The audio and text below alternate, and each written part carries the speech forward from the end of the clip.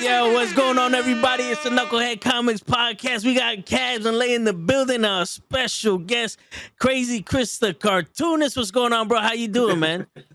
Good. I can't wait to show you some of the things I worked on. Yeah, we can't wait to see it, man. I love the alliteration. Crazy Chris the Cartoonist. I appreciate I the came up with alliteration. that as like thinking of David Goggins, had to create Goggins. I was like, you know what? I gotta go all in on this. Yeah. I gotta just totally bet on myself. I hear that. Yo, sometimes that's what you got to do, man. That is what you gotta do. You gotta believe your own bullshit.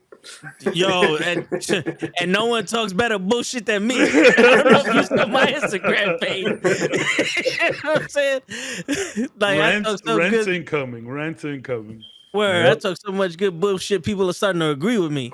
If you believe I am definitely starting to agree with you more.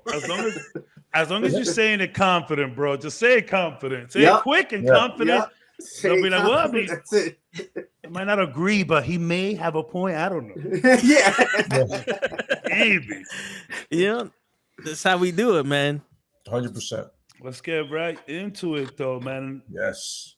Yeah, man. Cool. It's dope to have people on here, especially artists. And it's funny how you just fit the mold here so well. You doing comics about the great Sabu, right? Yep. That's you definitely landed in the right motherfucking place. I'm gonna tell you that right now. There's comics, there's wrestling, there's bullshit, there's crazy. Literally, like everything you got going on fits perfectly here. Well, you guys are big comic fans. You know David Mazzucchelli? No, not really. Who? He was an artist who did Batman Year One, worked with Frank Miller. Okay. And he drew Daredevil Born Again. Okay. Oh, okay. So, and he worked with Frank Miller on that as well. Mm-hmm. That was one of my professors at the School of Visual Arts. Oh, nice. That's dope. Dude, I'm sorry. Can I talk a little bit about myself? Bro, that's what you here for. We man. here for you. We here for you, bro. You got the camera player. Thank you. Yeah. I was in the Army. Okay. And 82nd Airborne. And when I parted ways with the Army, I left on an honorable and decided, you know what, I want to go to school. And I had to really think about what I wanted to go to school for, and I picked cartooning. Mm-hmm. So this is where I am now. I just graduated 2020. Nice. Congratulations, bro. And thank you for your service, brother. Yeah, for real. bro. We thank love you for your service. Yeah. Always shout out to the vets here, man. That's 100. Man. Always shout out to the vets. So. You know, it's crazy. My brother Cap, he's also a member on the show. He had to work tonight. That's why he's not here. But he was in the Navy. And when he got discharged from the Navy, he went to school for digital arts. So it's kind of cool thing. Yeah, he designed the background that we're using right now. So that's cool. Yeah, that's really cool. So that would have been dope if he was here. Y'all would have had something in common. That's what we love. That's what we love the vets, though. Yeah. I wanted to let me show you the first. This was the first issue, actually, of Sabu that I did. And he signed it. Oh, nice. That's dope. And I made sure he got the first printing. Mm-hmm. And I gave him a bunch. And the first thing he asked me, he was like, "Where did you get this from?" And then I said, "I made it. I made it for you, and I wanted to build up to be a chain letter. You know, I'm calling it Legends of Wrestling, right?" On the top. That looks sick, bro. Yeah, that is looks dope. so good. Yeah, my wife colored it. Yeah, you know what? I know it's a niche audience, and people kept on telling me not to do a wrestling comic, like they didn't get it. Yeah. And I was like, yo, y'all don't understand the language to this, man. This thing goes wild. Hell yeah. It's anime. I don't even watch wrestling like that, but wrestling is just anime, bro. There's crazy story arcs. There's so much exposition. There's just so much characters. It's anime. You can literally put it on print as cartoons and move that shit, bro. It really, like, I think it's great. I said that a bunch to friends. I'm like, yo, if I were to tell you to come see this 360 stage of a one take fight scene, you might understand what I'm looking at, you know, like you might understand a little bit more of like what it is, the evolution of the carnival, man. Like shit. For real, yeah, that's pretty much what it is. It started out in the circus, and then it went like professional with the Greco-Roman wrestling. There goes Cap right here. Much respect. Yes. My fellow service member. That's my brother Cap right there in the comment. Yeah. But yeah, man, that's pretty much what it is. And like it's like a live action movie. Yeah. That every week has a different chapter in it. To be caught up in that story it's yes. Yeah, man. It's especially great when it's consistent, you know? Yeah. Yeah. Every week it follows. You're like, oh, we're like Cap said it perfectly. The evolution of a character is happening. You're seeing someone grow. You're growing with them as you're seeing them grow. You're like, okay, I get it. Now you're this. Now this happened. You know what I mean? Yes. And now you got a title. It's like, oh, so now you've matured. You leveled up. It's like an anime. Oh yeah. I'll just show you a couple. Can I show you a couple pages up? Yeah, you can show us whatever you want to show us, bro. Go for it. So I started off with Sabu stabbing Bam Bam Bigelow in the head. Not Bam Bam. Well, just as like, you know, the opening splash, like gotta catch your attention, you know? Yeah, for real. And if you're gonna do ECW, you gotta stab somebody. Shit. Yeah. So I had to go in that violent. I wanted to go in that gritty outlaw. Oh, as a matter of fact, this showed my comic showed up on this other podcast, Cartoonist Kayfabe. Oh, nice. Was where my comic made a podcast before I did. So they just randomly bought in your comic? No. A lot of people send them comics and they review comics. It's two cartoonists by the name of Jim Rugg and Ed Piskar. He's doing a Red Room, and Jim Rugg is doing Incredible Hulk Grand Design. That should be coming out soon. Nice. Oh, nice. I'm plugging them too. Hey, man. I tell you, there's no host bars in any of these podcasts that we do, man. Go for it, yeah. The way I tried to tell this it's like outlaw. It's black and white. It looks like bootleg comic. Like I was trying to go for that Quentin Tarantino like. Yeah. So damn, I'm freaking all over the place. It's so good. We can see it. Can you see that good? Yeah. So there's so much detail. Thanks, man. I appreciate that. I wanted him to just come in, busting through the door, bleeding out, and they're just screaming their heads off. Like, we need an ambulance. Like, we need help.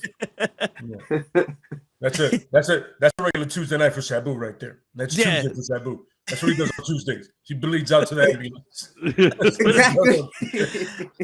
Yeah, you don't get the moniker the most homicidal, suicidal, genocidal man in wrestling, you know? Without a little bloodshed. Just a little bit. Let me show y'all some more. I did a Bob Ross comic as well. Oh, nice. What? Nice. You got what? What? Wait. Okay. Listen. I know this is wrestling, but you just brought out Bob Ross. Oh my God. Yeah. Okay. So during 2020, I said I was smoking up. I was smoking and I turned on Bob Ross, and a squirrel pops out of his pocket.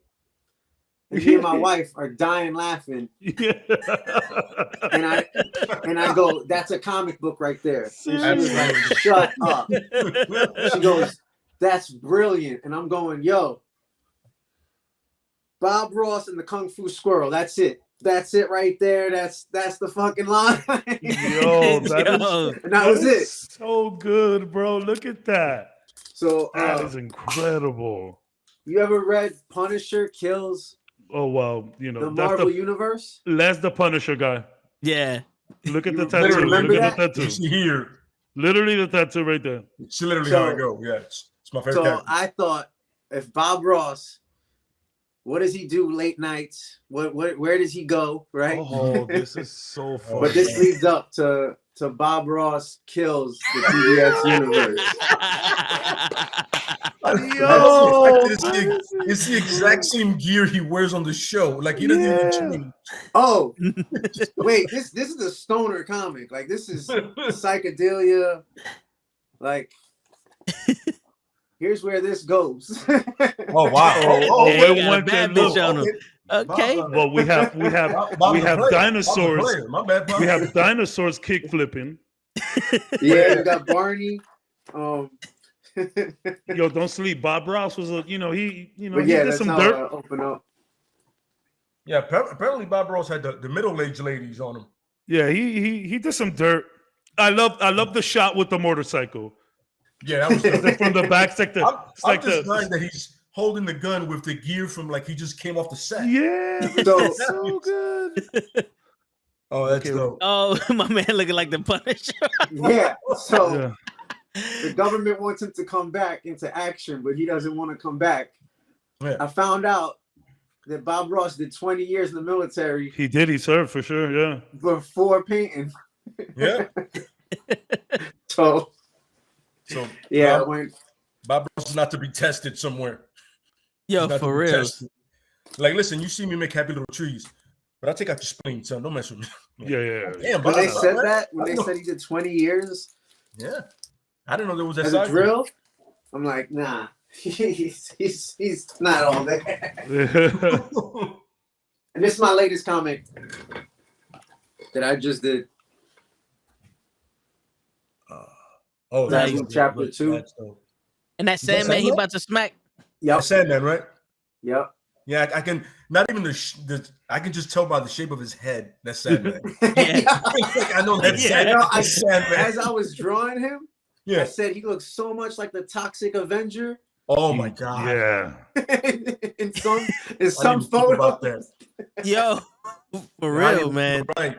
Yo, I He didn't had think me you're dying. right. He was Oh, so here's the inebriated. Oh, that's dope. silhouette. That's so That's good. dope The silhouette. silhouette. That's so Thanks. good. Yeah, so here's one of the That's pages of a that's dope work, man. lead up to a fight. This one's got some red in it in certain scenes. Oh, you got that whole like original Ninja Turtles vibe going too. Thank you. Nice. Yo, Yo, that is all right. I'm gonna show you something I just did. Here we go. go. You just activated the trap card. Because I you just said said that. that's like I Ninja said that. Turtles. Yeah. yep. It's funny that you just said that because I just drew Ninja Turtles. Doing what? What are the turtles I doing? just drew Ninja Turtles. I went to Chile in December Nice. with my wife to be with her family, and her cousin makes and delivers pizzas out the house. That was his side hustle, and then it became his main thing in Chile. That's crazy. So he made his own business out of his house, and I'm like, we're talking passionate about pizza. We're talking about Ninja Turtles. I'm like, let me draw you up some designs. So I draw, for like almost like a logo for like his company or something. yeah, like Okay. I said, Nice. if you can make some stickers of this and some. So here's one. Oh my Oh, god. you know what's That's funny? too The good. pizza That shit the is pizza dope. never looks like that, by the way, but that's dope. Yeah. Yeah, Yeah. The pizza looks exactly like that. Yeah, man. yeah. Yeah, I that's got really, one more design. I just that's really drew up. good. You know, it's because they never fold the pizza. That's true. You know, they don't just fold they it. just let They it don't hang fold it. right there. They Yeah. don't fold it. This is another one I just drew up. Damn. let me make this- Oh wow. Oh, that's dope. Oh, that is Damn, yeah. that That is is so dope. good. That's really you. good. Yeah, I was laughing when you said the Ninja Turtle. I'm like, oh shit, it's just freaking. Gotta link it up, man. La Flaca, what's up, yo? So how many different comics have you drawn so far? Or are you just like on Sabu and then you're gonna like transition to Independently, just now, I just did these 4. But through school and in college, the Sabu comic was my senior project, Oh. and right towards the end, COVID hit right towards the end, and it like derailed a lot of shit. it was fucking COVID, bro. Screwing us up so bad. But man. It still did it, and I was just mad. I was very happy to just get it into print and for sure put it out by hand. But I've sold a little over 500 just out of my book bag. Nice. Nice. So thank you. So I'm at the point where I'm like, all right, I'm gonna start needing help for this shit because it's starting to sell pretty fast. Good, man. That's what's up. All right. So let's start at the beginning, right? So like, you know, obviously you said that you were in the military for quite some time, and then you got out, you went to school, but like, was comics ever something that was in your mind before, you know, going to the military? Like, did you draw as a kid? Like, where did it all start? I drew all the time as a kid. And my dad would get me coloring books, and I wouldn't even color in the coloring book. I would copy the coloring book. Yeah. And he would say to my mom, he'd go, "Your son's broken." We all been there. But then I got really good memories of whenever I was sick, my dad would come with some comic books, and he'd be like, "Here, you okay, buddy? Here, I got you some comics. I got you." Like, I just really remember just being up late at night with a flashlight or just freaking some type of light, and I would try to like copy. And then when I was like 10, my parents put me into a thing in the museum, in the Metropolitan Museum. Nice. But it was mostly adults drawing in the museum. But I got to actually draw from life, so you're drawing all types of stuff like real skulls and mimicking paintings. So when did you think that, like, you know, maybe I can create a comic? When did that start? Actually, when I was in basic training, instead of sending letters to my wife, I started drawing her as a comic character. Damn. That's cool, man. So she would get a laugh. I would get a laugh. Like, I would draw her doing, like at one point, we're having a phone conversation, and I'm like, "Babe, I'm gonna make you draw doing some gory stuff, like killing a rabbit." I'm like a different take of Snow White, you know, like that. Yeah. And then she's like, "I don't want to kill no rabbit or no squirrels and I'm like, "Yeah, I'm gonna have you kill all those." Like all the cute animals, like turn zombie like. Yeah. Now he just set a standard that's hard to meet. You know what I'm saying? Yeah. He set a standard, and I was like, "Yo, but you don't send me drawings." I go, "First of all, I don't draw. Second of all, that makes sense." Just remember who we're talking about. Okay. Yeah. I'll give you a nice text emoji message. Yeah, stick figure. I was drawing her, and then there was a good friend of my pops, my dad's friend. You know, you guys know a person like this who can totally fuck up all the damn time. Who can fuck up any good situation? It's like 50% of this podcast right now. I am that person. I am that person. Yeah. So off the rails in like a second, you go like, "Oh, there goes that." My pop's friend, his name was Mike Kaz. I called it the Misadventures of Mike, right? And so, because he would tell all these barroom stories that I would die laughing, and I'm going, "Get the fuck out of here. No way did this happen." Every time. It's like so he'd tell you that like the story would just tell itself. You're like, "You really did that? I was like, let me just put it on paper." My pop and his friend, I'm like, two Irish guys in a bar. There's your story that can work every week. literally the story of Boondock Saints. Absolutely, literally the story of that. Absolutely movie. Correct. Yes, two Irish guys in a bar in Boston, and here we go. It's right now, somewhere in Belfast, there's a joke starting like that. Two Irish guys walk into a bar. The picture that you have of Bob Ross, the picture you have of Bob Ross holding the guns in the back on the wall kind of reminded me of that scene in Boondock Saints when they go in all the guns. And let me tell you, we referenced that movie maybe once every other podcast. Maybe? At least I do. Absolutely, it's a very correct, important yes. movie. I love Boondock Saints. What's going on, Pro? What's going on, Amy? What's going on, Big Food? We got a very special guest in here, man. This guy is super cool, super funny. Has been having us dying from the minute he spoke. real. Look and appreciate the alliteration of the name. Crazy Chris, the Cartoonist. Putting some real good stuff in there. If you guys got any questions, please feel free. But okay, so something that I like to ask, like obviously, you know, you mentioned that obviously wrestling is an inspiration for you.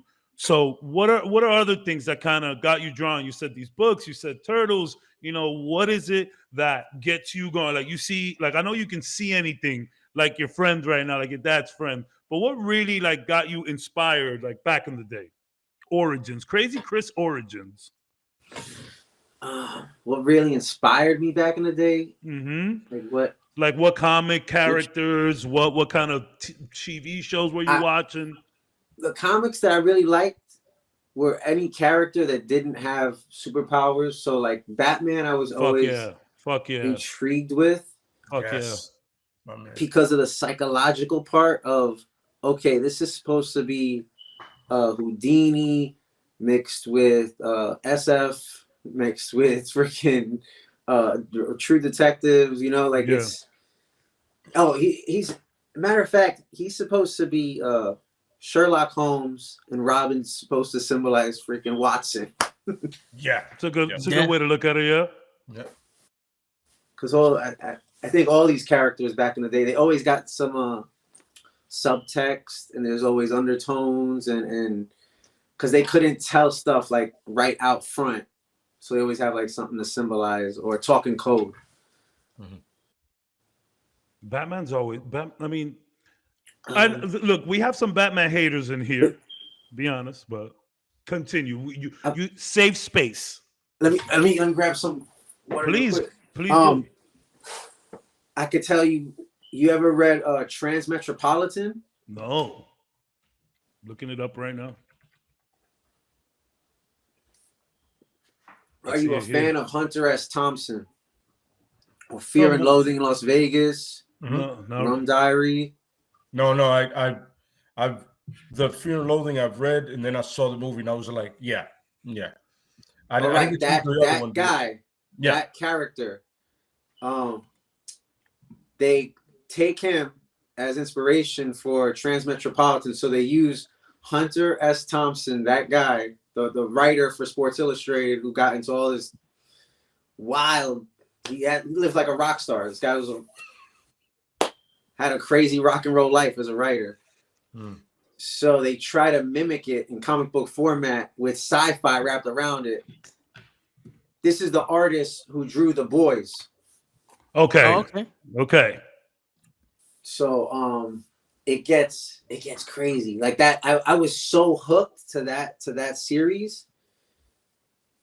Like I think, oh man, if there's one to like check out, it's that, because the guy doesn't got no superpowers. He's just trying to put out the truth, like trying to tell the people, but the people kind of like reject whatever the truth is. They just sounds like a nut. It's kind of like today's society. It totally, like, for this to be made in the 90s, you just see so much wild, like, Matrix stuff in there. You see like that Johnny Mnemonic. This just like all this like calling out futuristic stuff. Like that's my favorite kind of. That's my favorite kind of shit. Really, that dystopian future where the technology has saved us but messed us up at the same time. Yeah, and everyone's just had all that cyberpunk stuff. Cyberpunk setting. Apparently they have the Blade Runner TV show dropping. Yeah, it's about to drop. I'm very excited about that because that last movie was really good. Yeah. What is it? 2049? Yeah. She was really good. She was really good. Absolutely. Yeah. So real quick, Batista's in that. So there's your wrestling link to that. Batista's in that one. There's your wrestling link right there. Yeah, for real. Hold on. Before you go, Cap. I respect your views on Batman. You always make me think. He says, I'm not a hater. I'm just not a fan of Batman. I actually appreciate that because we get to come in here and kind of talk shit about Batman all the time, even though like most of us like him. But I do like the different opinion, of course. Yeah. Definitely pick up Batman Black and White if you wanna like have something to collect that's like that also helps you with composition and just looking at how all these great artists are doing all these stories. You just and they're quick stories. I want to say they're like 5-page stories and 2-page stories but yeah, Batman Black and White. That's a really good book. I think I always go back to reference that. That's dope. My bad, Toe. You were gonna say something? No. So all right. So it's well known that me and Sho, he's another guy that's supposed to be on this podcast, but he's always late. He's the diva. We're not too well versed in comics. So, you know, Cabs, Lay, and Cap are the experts. But one thing I can pride myself on is knowing about wrestling. You know what I'm saying? So I'm gonna steer it just a little bit to the wrestling side. And I'm going to assume that Sabu is one of your favorite wrestlers? Yes. Okay, and I feel like he was heavily underrated. He just felt like this is correct. I was gonna do Stone Cold at one point, and I'm like, no, I don't want to come out the gate with Austin. I was like, I want to try something that more people should know. No, I hear you. I'm with it. Yeah. And you know, the crazy shit is you can make a comparison to Sabu and Austin, where like Austin had The Rock, Sabu had Rob Van Dam. You know what I'm saying? Taz, you know, like in the innovation that they had in the generations, you know, like because Austin was something completely different. He was the guy who went against the system in the era where the system's not supposed to exist. And Sabu was he was the suicidal dude that's already in a hardcore environment. Yes. So if you're more hardcore than the people who are hardcore, that's some crazy shit. That was another thing. Like I try to put that in the comic that I remember getting a VHS tape with Sabu. Like I remember being given this VHS tape in school. Like it was a deal going down. shady stuff out the book bag. Like and then really shady. This is what built him up. My friends are hyping him up so much because they're like, you don't know who Sabu is? Oh man, what? And then everybody got their own little story on him, and then I see him, and the opening match that I see him is him versus Terry Funk in a barbed wire match. Oh yeah, so the infamous. That was me seeing Sabu for the first time, and I'm just like, what the fuck am I watching? Yo, Cabs, if you're not familiar with that barbed wire match. I am familiar with the barbed wire match. Man. You know, old school wrestling we can talk about. It's all this new shit. Not to plug my comic again, but that's what's in chapter 1. Nice. That's what's in chapter 1 for about 20 pages. Please plug the comic. That's what you're here for. We're gonna put links up. We're gonna put Instagrams up. We're gonna do it all so they could come and see you. You have any projects working on, any Kickstarters? Please let us know. Thank you. We're gonna show love to all that shit, man. For real. Yo, Sabu was the first guy that I've ever seen. Like he cut his whole bicep open. Yeah. And he goes to Bill Alfonso, like, give me the tape, tapes of his bicep. In the middle of a real fight with Terry Funk. On some, let me fucking do this, and then we can finish. And Terry Funk is like, stop being a pussy. And he's taping it up, and you just see the tape like swinging from his body while he's fighting Terry Funk in a barbed wire match. Like, you went from a barbed wire match to a real fight, back to the barbed wire match. It's like, oh man, I don't think we're gonna get wrestling like that, anytime soon. I don't know, bro. Bring out the barbed wire, bring out all that backyard stuff. I don't think the people are ready for that nowadays. What? Maybe. Have y'all been keeping up with AEW, or you guys? Yeah. Oh yeah. I was saying, we was talking about that Hangman and the Murder Hawk had a good old school match to kind of give you that feel. You know what I mean? Yo, Hangman got cut. It felt like during commercial break. Mm-hmm.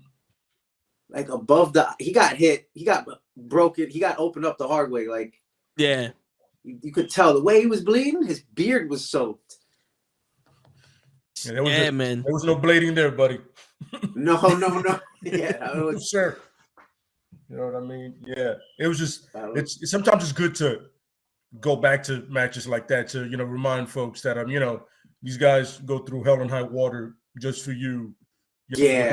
Well, you're getting your money's worth and then some, because those dudes can damn near pass out from all the blood they dropping right there. Yeah, like, around John McClane on just some. You know what's funny? I don't watch wrestling as much anymore, but like now I'm messing with you guys. I'm gonna have to jump back in sooner or later, bro, for real. Yeah. Plus, my son is now a big fan. I took him to an event the other day, and I'm not gonna lie, this is one of the best sporting events I've ever been to in my life. Like, I've been to football games, basketball games, hockey games. This shit was electric. I was like, yo, this is so fun. Like, even if you don't fuck with wrestling, pull up to the event, bro. Like, just any old regular. But there's one, you guys, you just said right now that there's the one match that you always go back to.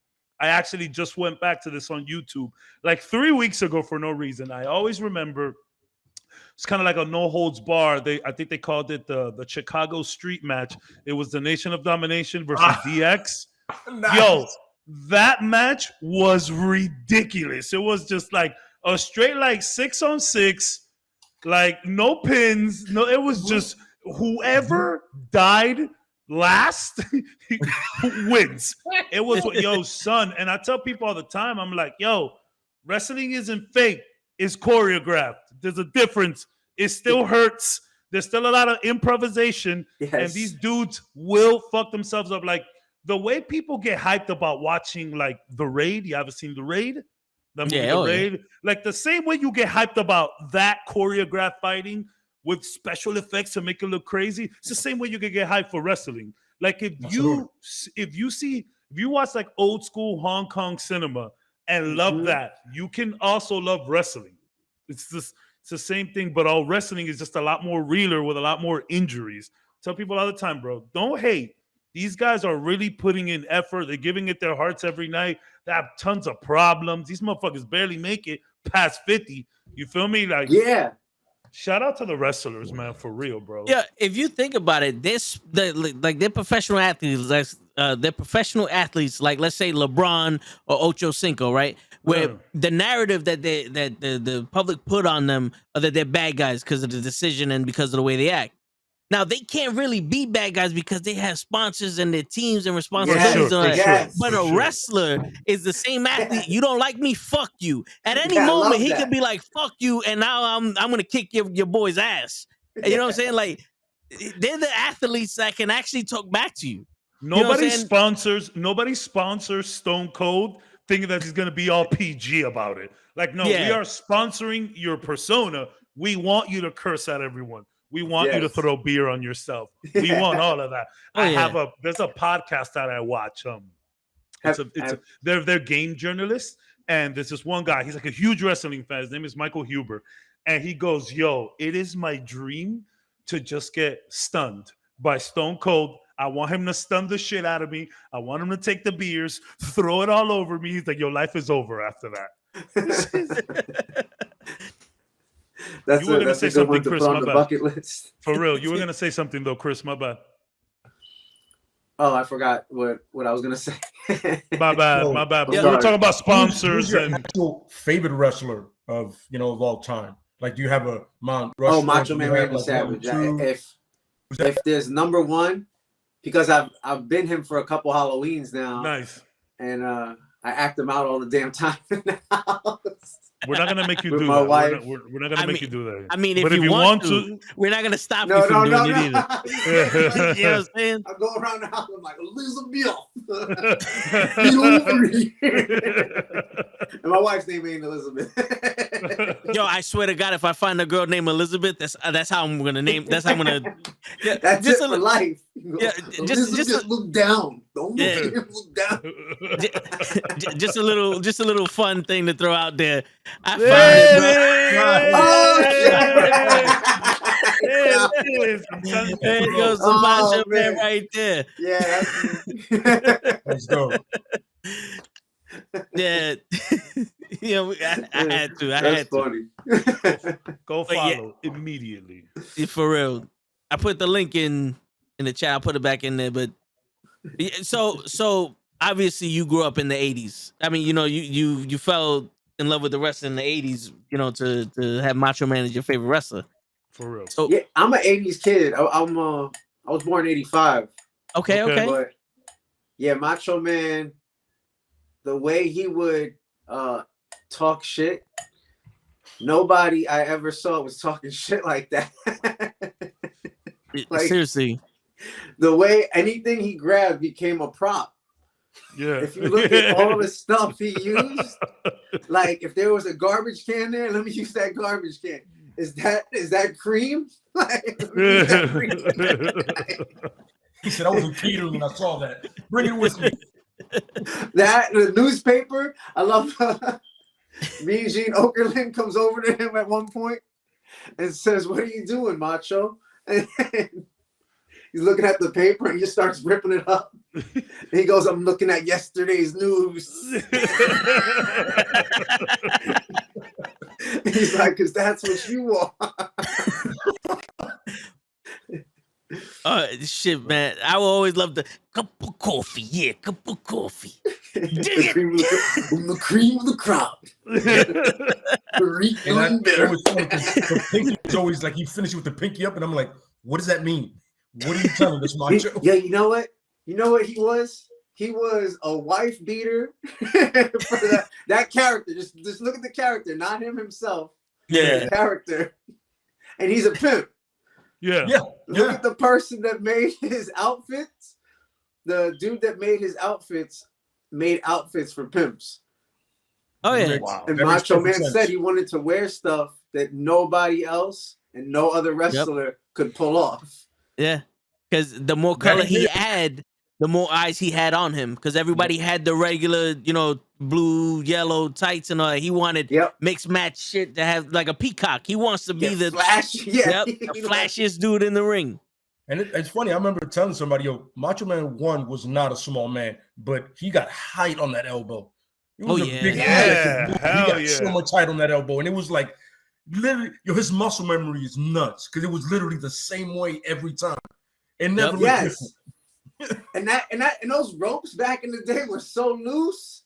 Oh it was scary if you look at that shit. Oh yeah. That ring crew was like, yo, we got to get this up. We got another show, man. You can't tighten it up fully. Now, I have a question for you wrestling guys. Then, like, are the story arcs and the personas as good as they were back then, man? Like the Macho Mans, the Bret Harts, the Heartbreak Kids, man. Like, even basic dudes that weren't all that crazy were still really guys, fun. Yeah, you know what I'm saying? Like, I think right now, man, you got to give them a chance. The best storyline you have going on right now is Roman Reigns because of his evolution. Like we said before, he went from being forced upon us, and now we're like, yo, that's who he should have been from the get. Like, you should have let him evolve himself. Yeah. And we said it all the time. Chris Jericho said, like, yo, if you let him be him, he's mad cool if you let him be him. And he's just Roman Reigns at 11. But nowadays, they're not like they were back then. They're not as interesting. Like, a lot of it, they try to force it, so nobody's seeming natural. At least in my opinion. It doesn't seem like, oh, that's what the dude is. No, he's trying to be this way. It feels like everyone was a superstar. People, though, like Eddie Kingston. Oh, that's different. Yeah. But that's Eddie, though. Eddie's that way. I've seen Eddie. I feel that from certain wrestlers. They give such a good, like MJF. Right? Oh, no, he's perfect. Have you seen him not break character with this 11-year-old girl? Yeah. He gives her the finger and shit. Yeah, I was dying laughing seeing this. I could not believe that he did not break character with an 11-year-old girl. Oh, yeah, he doesn't break character for nobody. Freaking said your parents did a big mistake 11 years ago. He was wrestling at a beach somewhere, right? And he's on the second rope, and the kid flips him off. He gets down, and he swings to kick the kid, and the kid runs away. He's on some, oh, you flipping me off, you little bastard? And you hear him, you flip me off, you little bastard? It's like, He is literally that guy all the time. No interview changes. He's never nice. I remember somebody told me at an airport they saw him and he was like, "You go fuck yourself. I'm not signing shit." You're like, "My man, there's no cameras here." He was like, "There's no cameras here." He was like, "Fuck you. I don't care." Yeah. So he's keeping kayfabe alive, but there's also got to be a piece of him that feels so good that he created this alter ego. He did a cameo for this newly the wedding for this couple, and he basically was like, "Yo, dude, I don't know how you bag this chick. I mean, she's mid. Don't get me wrong, she ain't all that. For you, she's somebody. But I mean, like for me, she's nobody. But I don't know how you bagged her. Because you're an ugly dude. But you know what? The fucking wedding. Just be happy she don't leave with me by the end of the night. You know what? Now, enjoy your fucking wedding." That's what he did in the cameo. I'm like, damn. Yo, no lie to you, Cabs, you would love this dude. This dude, you know, like the person that reminds me of that was like Nikolai Volkov. I mean, to the point where at no point this one dude literally changed his name to that. So he's at no, and by the way, he's like from like Alabama, some shit like that. At no point did he ever drop the accent. He would go through airports, sometimes in his wrestling gear, just to prove a point. Yeah. Yo, you're in a singlet on some speaking in a Russian accent, and we're like, "Yo, my man, you're good. You're not in the ring." He goes, "I don't care. Go fuck yourself." God damn, why are you angry at me now? So I like Cap Victor says Macho Man had a match with Arn Anderson. I don't know who that is, for the WCW TV title, one of his best. See, now WCW, that's when I was knee deep into wrestling, and when what really had me, I mean, NWO will forever be GOAT. Yeah, but what really got me into WCW was all the high flyers, man. All of the Lucha Libre dudes, man. Like that. That's what got me. Saturday Night Nitro. Yep. That's Saturday night. Yeah. That's where you would see a lot of high flyers. I loved all of that shit, man. I used to watch that, and it was funny going from WWF, not WWE, you know, going into that, and I was like, yeah, and I, you know, you would always see like my parents rolling through Univision and Telemundo. You know, you would catch it. They showed Lucha Libre on that, but they did. But so you would always know that they were on the scene somewhere, but I never seen them on the screen. And it was Ultimo Dragon, Rey Mysterio, even the little dudes, even the regular no name, the Psychosis, I think was his name. Yeah. What is it? It's a awesome. It's Supernova. Cool. And then cool, and then La Parca, and then La Parca. Horrible shooting La Parca. Yo, I think I just of all time. I just stopped doing that dance. I just stopped doing that dance like 5 years ago. My father would die laughing every time Parker did those moves. Oh my God. My favorite was that he would do it on the chair. He'd get on the chair and just start. Yo, I was like, that shit really got me into it. I remember the moment I hear the Rey Mysterio beat, that Rey Mysterio beat. Yeah, I'm like, shh, I gotta hear this, because you know you had to record it off TV. You couldn't. There's nowhere to. You're not getting a CD off that. I hear the beat and I'm like, yo, that beat is sick. Oh, the dun dun dun dun dun dun. And then the Eddie Guerrero when he became a bad guy. That beat too. Yeah, really, that was fun. Yo, we got a question from the chat. I got an Eddie Guerrero pin. Ah, nice. That's one of my all-time favorites, man. Oh, nice. Love that dude. Thank you. So, yo, we got a question for the chat from Cap. He goes, Chris, do you think you would do a comic with one of the cruiserweights? Their characters seem to lend well to the comic book enthusiasts. A cruiserweight? Aesthetics. Is that what this says? Oh, yeah, aesthetics. My bad. I did. No, I can't read. I did want to do a Chris Benoit comic. For a long time. It's just so hard to tell that narrative without mentioning the end of like how his life went. Mm-hmm. So like I would want to do it not so I don't want to tell it jacked up. Like I want to tell like the dude went through so much like prior to that event. Yeah. But Yeah, it's a wild ass story. Yeah, and it's a check this. touchy subject too, because a lot of people still hate him for the shit that he did. Yeah, I know. I mean, I can't blame him, and then at the same time, I'm like, you can't take the dude completely out of wrestling. Like, that's one thing you can't do. Is like you're taking an artist completely out of the frame. Like, there's a jump in Royal Rumble winners.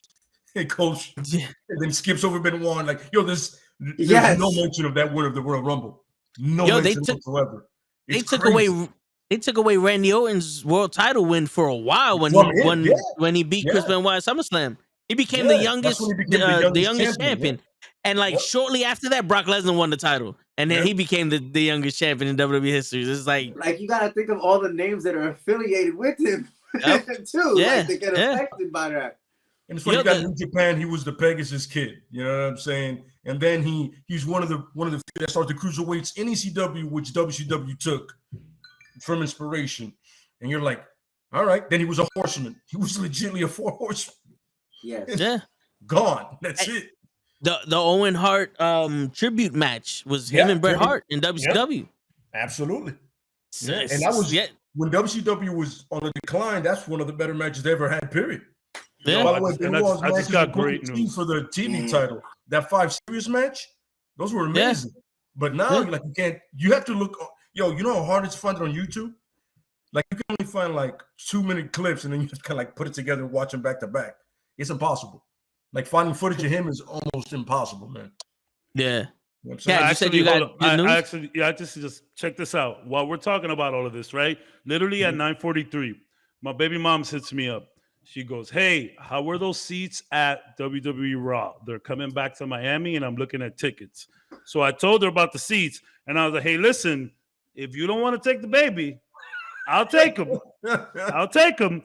And she goes, yeah, you can take them. It's Friday, March 4th, SmackDown. I'm there, fellas. And you're gonna see. I'm gonna tell you right now.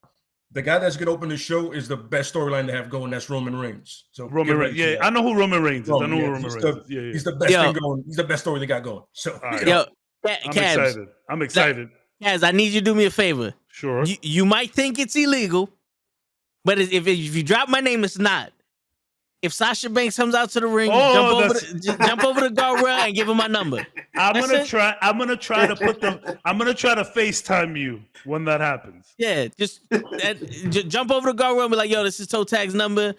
You know what to do with it. And then just go back. And the security guard's like, what happened? And she was like, don't worry about it. Don't worry about it. Let him go. And then you enjoy the show. You get free popcorn out of it.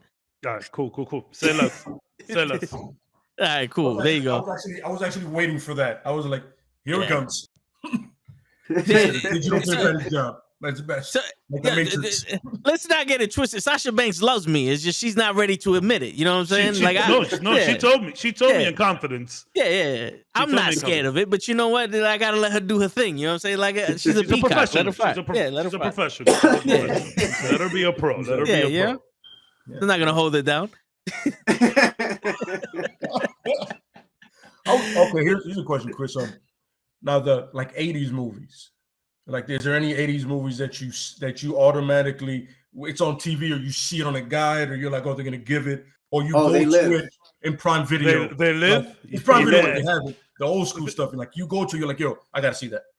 No matter what, we got to sit down and watch this. Or at least I got Army of Darkness, the poster in the back. Nice. Oh yeah. Nice.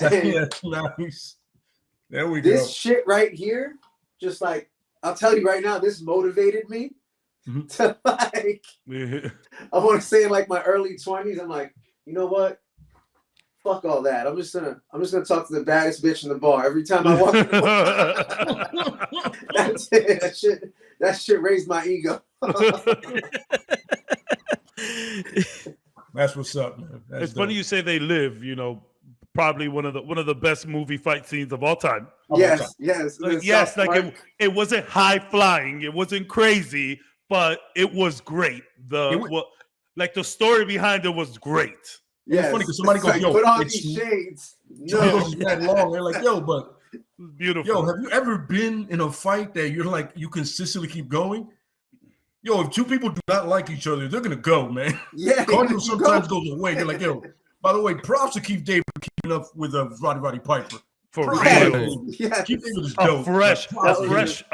Piper. Fresh Piper, Yeah, long hair. that was a fit Piper. It's funny. Yeah. You don't realize how big Piper is till he's in a movie like that. You're like, yo, yes, he's a big man. Next to regular people. Yes. Yeah. Next to Yes. regular sized individuals. You know what I'm He was saying? very But no, fit at the time. it is, it's funny because I didn't know this, and my friend pointed out to me, which is hilarious. We're watching the Golden Girls, right? And that woman Blanche, she looks like one of them. She looks like they live without, like, when you take away the thing. Yeah. She was like, I was like, yo, you see it? And she goes, oh my God, because of the hair and everything, she looks like they live. Like all the aliens. You can look it up and go, damn, son. Excuse me for one moment. I'm gonna get the charger because my phone is freaking gonna die. All right. No problem, man. One moment. Yo, Cabs. Yo. To answer your question earlier about the personas of the old school wrestlers in this, back in the day, they didn't have like a blueprint for what worked. They took like the top guys took personas from other wrestlers, like Hulk Hogan took from Superstar Billy Graham. The Nature Boy actually took the Nature Boy from Buddy Rogers. Yep. Okay. You know, like they took their thing, like, and also I forgot the dude's name, but they took pieces of other Gorgeous wrestlers George. that Gorgeous George, yeah, and George. they molded it to fit themselves, and they ran with it, and then they grew into like phenomenons and shit. So it was basically like you had the Macho Man who can talk and do anything with it, or you had the guy who's crazy like the Ultimate Warrior. Like these guys knew what they were and they went with who they were. Yeah. And it worked. And the people who didn't know who they were or couldn't do any of the stuff, like let's say Hercules Hernandez or like the Warlord, they were just big brutes. You know what I'm saying? And like British Bulldog, he's a strong athletic guy, but outside of that, he's just a strong athletic guy with a dog that came down with the tag team, and people respected his athleticism. Yeah. Nowadays with the shift in culture, it's either you're gonna be the tough guy or the funny guy, because those two things get over no matter what. Yeah. Like Austin gets over no matter what. Santino Marella will get over no matter what. So if you're not legitimately a tough guy, you have to go into the comedy role now, because they're not gonna give you a chance to be an individual, at least in the WWE, because it has to fit their mold. You know what I'm saying? Like, because if you think about it, like Roman Reigns right now is the tough guy, and that fits him because he got the charisma for it. But then you have other people like Seth Rollins. He can't be a tough guy. Not when he's wrestling Brock Lesnar, who's like 320 fucking pounds. So he's the comedian. He's the Joker with Kevin Owens. But then Bobby Lashley, he doesn't have the charisma to be that tough guy that can like out talk you and like I got the biggest dick in the yard. He isn't very funny either. He's just athletic. Yeah, he's just the big brute. You know what I'm saying? Big brute. Yeah. You know what I'm saying? But outside of those, pretty much those three personas, you're not getting much nowadays. Because man, they used to be But so much shit back in the day. AEW got some funny characters. That's why I do. Yeah. AEW. I love Orange Cassidy. Oh yeah. And that's that right there. You know what he did, right? He took the Ryan Gosling character from Drive. Yeah, pretty much. He pretty much took it and said, he just like he channeled that character, and he was just like, you know what? I'm gonna be a wrestler who just doesn't give a shit. That's that is the laziest wrestler. Wrestling with your hands in your pocket, but still wrestling. But he's also the coolest to me. It's But it's funny. It is to Cap's point is look at Stone Cold, like perfect example. This is my favorite wrestler of all time. They told them you're never gonna do WCW with your black boots, black trunks. You're never gonna go anywhere. He goes, fine. I'm gonna take what you said. I'm gonna sell it to the top, and then you're gonna go ahead and copy me, but with another dude that's bigger than me. You're gonna make Goldberg out of exactly the image that I have. So basically, what was I able to do? Again, say it again.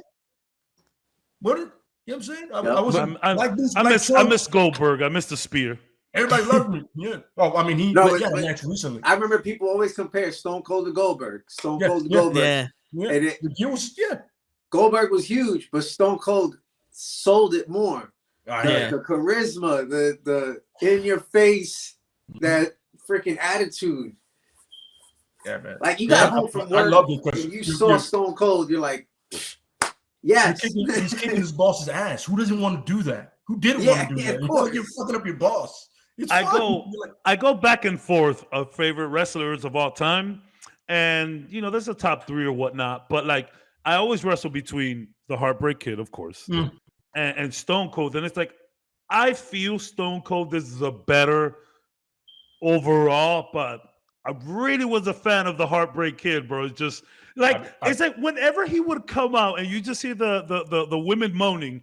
Like it was like if you wanted to be that, I wanted to come into the classroom and hear women, you know what I'm saying? I wanted that. I want to tell you, my cousin looked like Shawn Michaels, and at the time I was shaving my head. Yeah. So I looked a little like Austin. Yeah. So we had like real beef in the house over this shit. because of this WrestleMania is coming up. So my cousin was like Shawn Michaels. We had a basketball hoop in front of our house, and he'd come out and let his hair out, and the girls would be like, "Oh my god!" Like all over my cousin. And I'm like, "What? Funny, he ain't nothing. Like he smells like shit. Like he can't shoot." Yeah, I can completely. Like we just rank on each other all the damn time. I remember first time I shaved my head, and everybody's like, "Yo, you kind of look like." I know anybody who's bald with a goatee. Yeah, you know, like Stone Cold. Like Vin Diesel. Start running the bald guys down. Give me the number. I'm saying though, Vin Diesel was like, no, it was like that was specific though. You had the whole Vin Diesel shit going on. You know what's hilarious about it? And because he had done Pitch Black, right? So he had no hair. Then I find a girl like a little beard, my goatee, and then he does a man apart, and I'm like, this motherfucker. But with all due respect, I did love it because for some reason, older girls love Vin Diesel, and he did get me laid. That look got me laid. So yeah. Yo, like you know what you look like? I don't care. Let's do this. It's a man. Don't name him.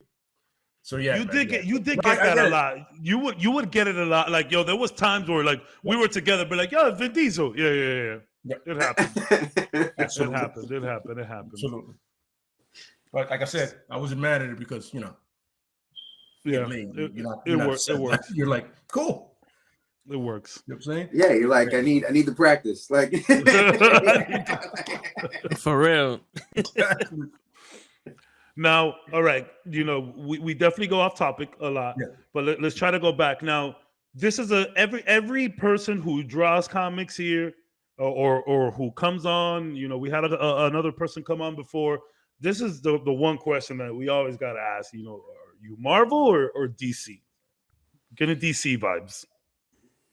And you can talk early Marvel DC and current Marvel DC because the story's different. So, ooh, he's thinking about it too. All right.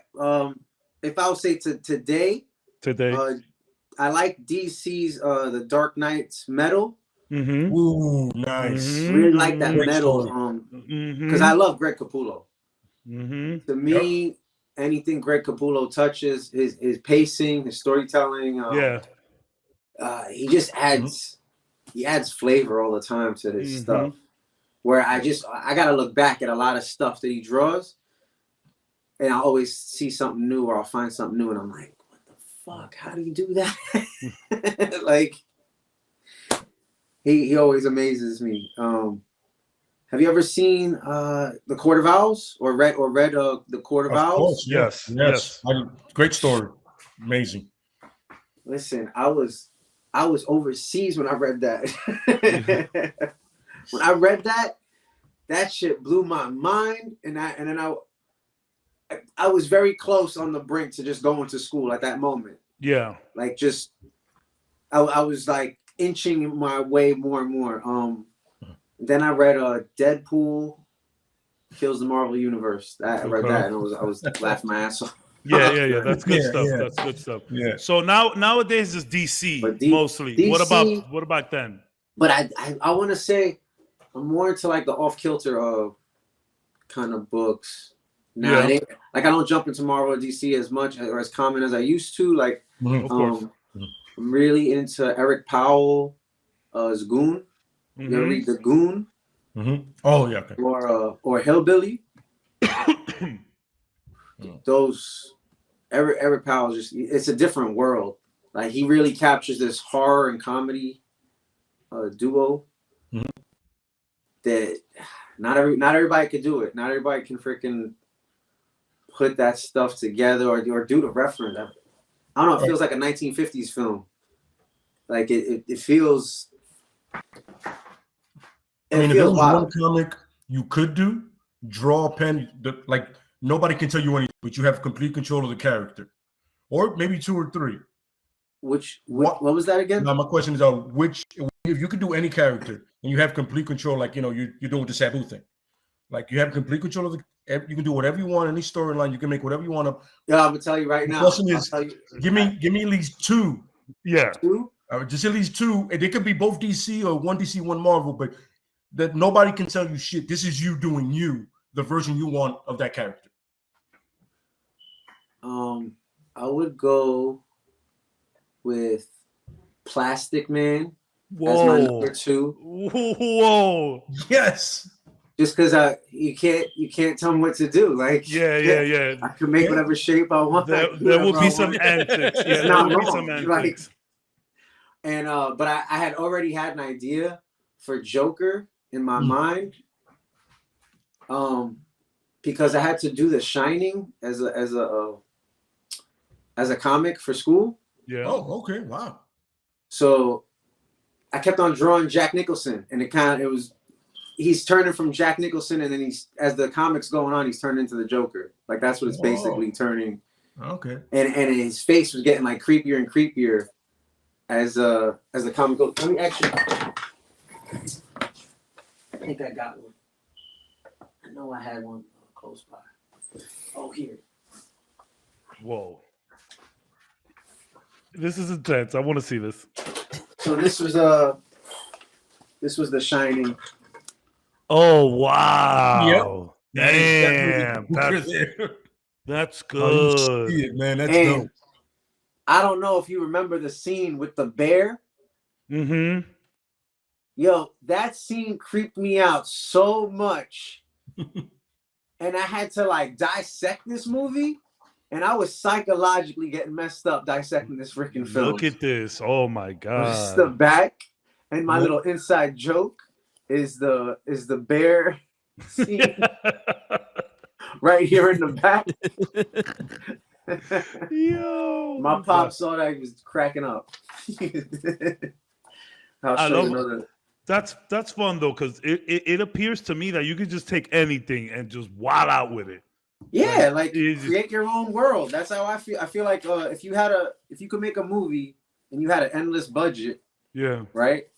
That's comics. Yeah. If you had a series, a TV show idea, that's comics. Like if you had the best writer and the best artist combine forces, like that's what that is. But yeah, that's how I started the freaking. Just a little. That's college shit. That's dope. Do you model your drawings behind somebody? Like, you try to, like, artists inspired you, and then you try to draw like them, and then you develop your own way, or? Yeah, like, I was real inspired by Mazzucchelli, my professor. Mm-hmm. Nelson DeCastro, that was another one of my teachers. He worked for Marvel and worked for DC. Bachman, he worked for heavy metal. But these are the people who taught me in college. But Frank Miller, his Sin City. Oof. I could. Frank Miller, he knows anatomy, but like distorts it just a way to give more of a feel. Yeah. So like Marv, right? Marv, yeah, I was just thinking Marv. Yep. 100%. He like it's disproportionately big. Right. It's also like he said, all right, he took a piece of the Hulk, he took a piece of Frankenstein, and then like mushed it and said like, we all know somebody like this, like, and created this like, I want to say barroom stories, like, kind of reminds me of Snatch. Love that movie. Yeah, great movie. Right. Great movie. Oh my God, I love Guy Ritchie films. My favorite quote of all time: "Never underestimate the predictability of stupidity." When you're giving someone an address and you say, "Yo, everyone messes up here, not the blue house, the red one." Never underestimate how badly they can mess that up. They will, they can, and they will. My favorite of all time, Bullet Bill. Freaking you Roller. Huh? You kind of cut off there for a second. I said, Rock and Roller. You ever see the film Rock and Roller? Yeah, absolutely. That's the first time we've seen you really see Gerard Butler, like, you know, like doing his thing. Yeah, no, it's a great movie. Yeah, another Guy Ritchie classic. So I'm gonna let you guys in on my what I'm doing now, what I started creating. The project I'm working on now is me if I was a wrestler. So I'm kind of like, so that's why I created Chris the Crazy Cartoonist, Crazy Chris. Yeah. I could picture people going crazy Chris, right? Okay. That's just me like amping myself up. Yeah. And I'm kind of like drawing out and trying to like journal me and my wife's like escapades and shit, like argument, just everyday life. Yeah. And bullshit.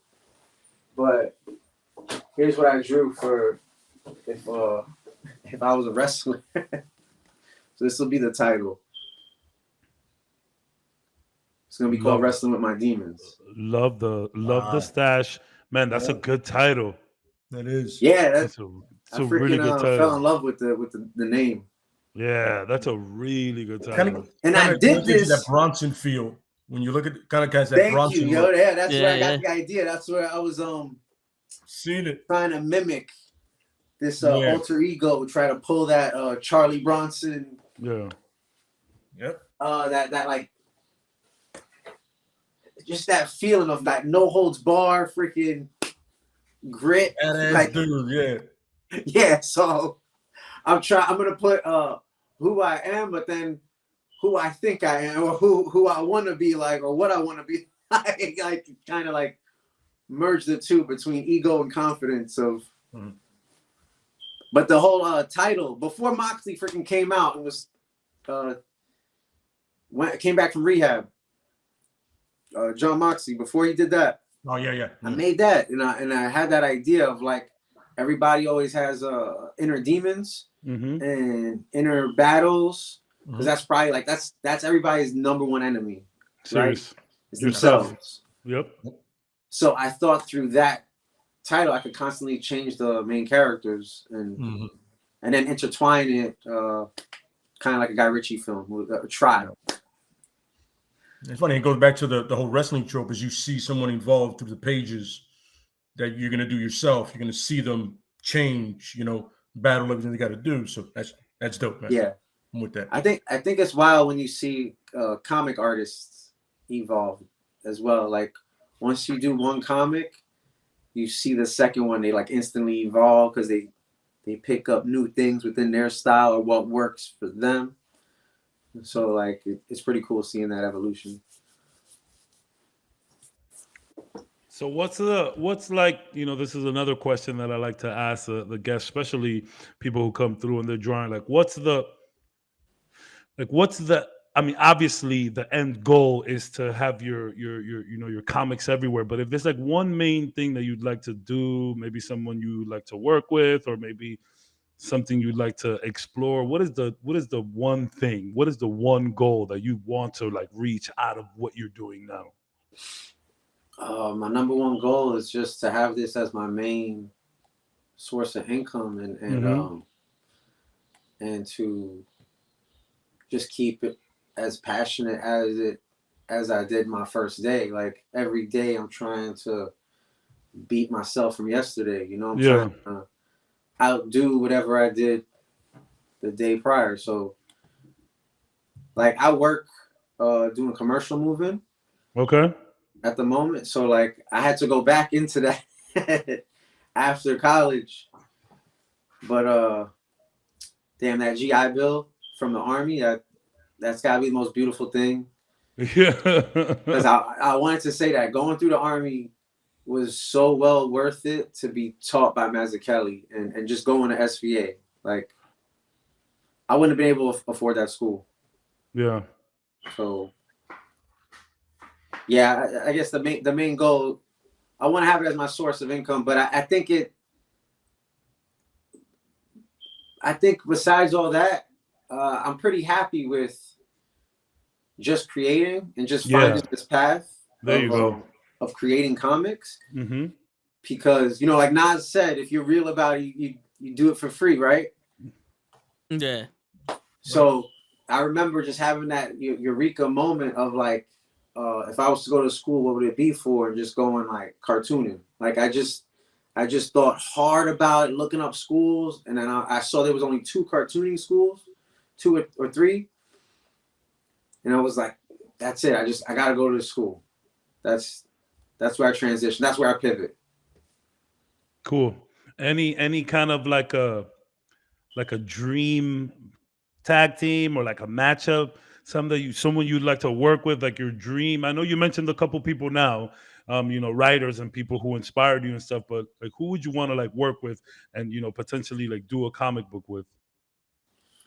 I would love if Image Comics or Dark Horse or Dark Horse specifically. Because I've been sending these submissions. This is another thing. I think this isn't just with comics, but I think if anybody takes failure, that you just gotta accept it as part of the process. For sure. And not get so rejected and ejected from it. Because I know that shit was happening to me when I first was trying out for this school. I got rejected, and it wasn't even because of my portfolio. But I thought in my psyche right away, like, oh, it's my portfolio. Fucking, it wasn't good enough. When it was my GPA from like high school. Okay. Okay. So my shit from high school was like 10 years. I'm like, yo, what the fuck? You're looking at my shit from 10 years ago? For real. They take any excuse, bro. You was late in pre-K. We can't have you. Like to get into that school, I was studying my ass off for SATs. I was freaking really, really going hard, like trying to get it, and I thought that's what. Damn. It wasn't. So don't get discouraged. Definitely. Yeah, like can't take rejection personal. You know what I mean? Just gotta keep rolling with it. Rolling with the punches, man. Yep. Sometimes life tests you to see if this is what you really want. Absolutely. Yeah. Like Todd McFarlane, the creator of Spawn. Mm-hmm. He got something like 300 rejections in 1 year. Damn. And he kept most of them.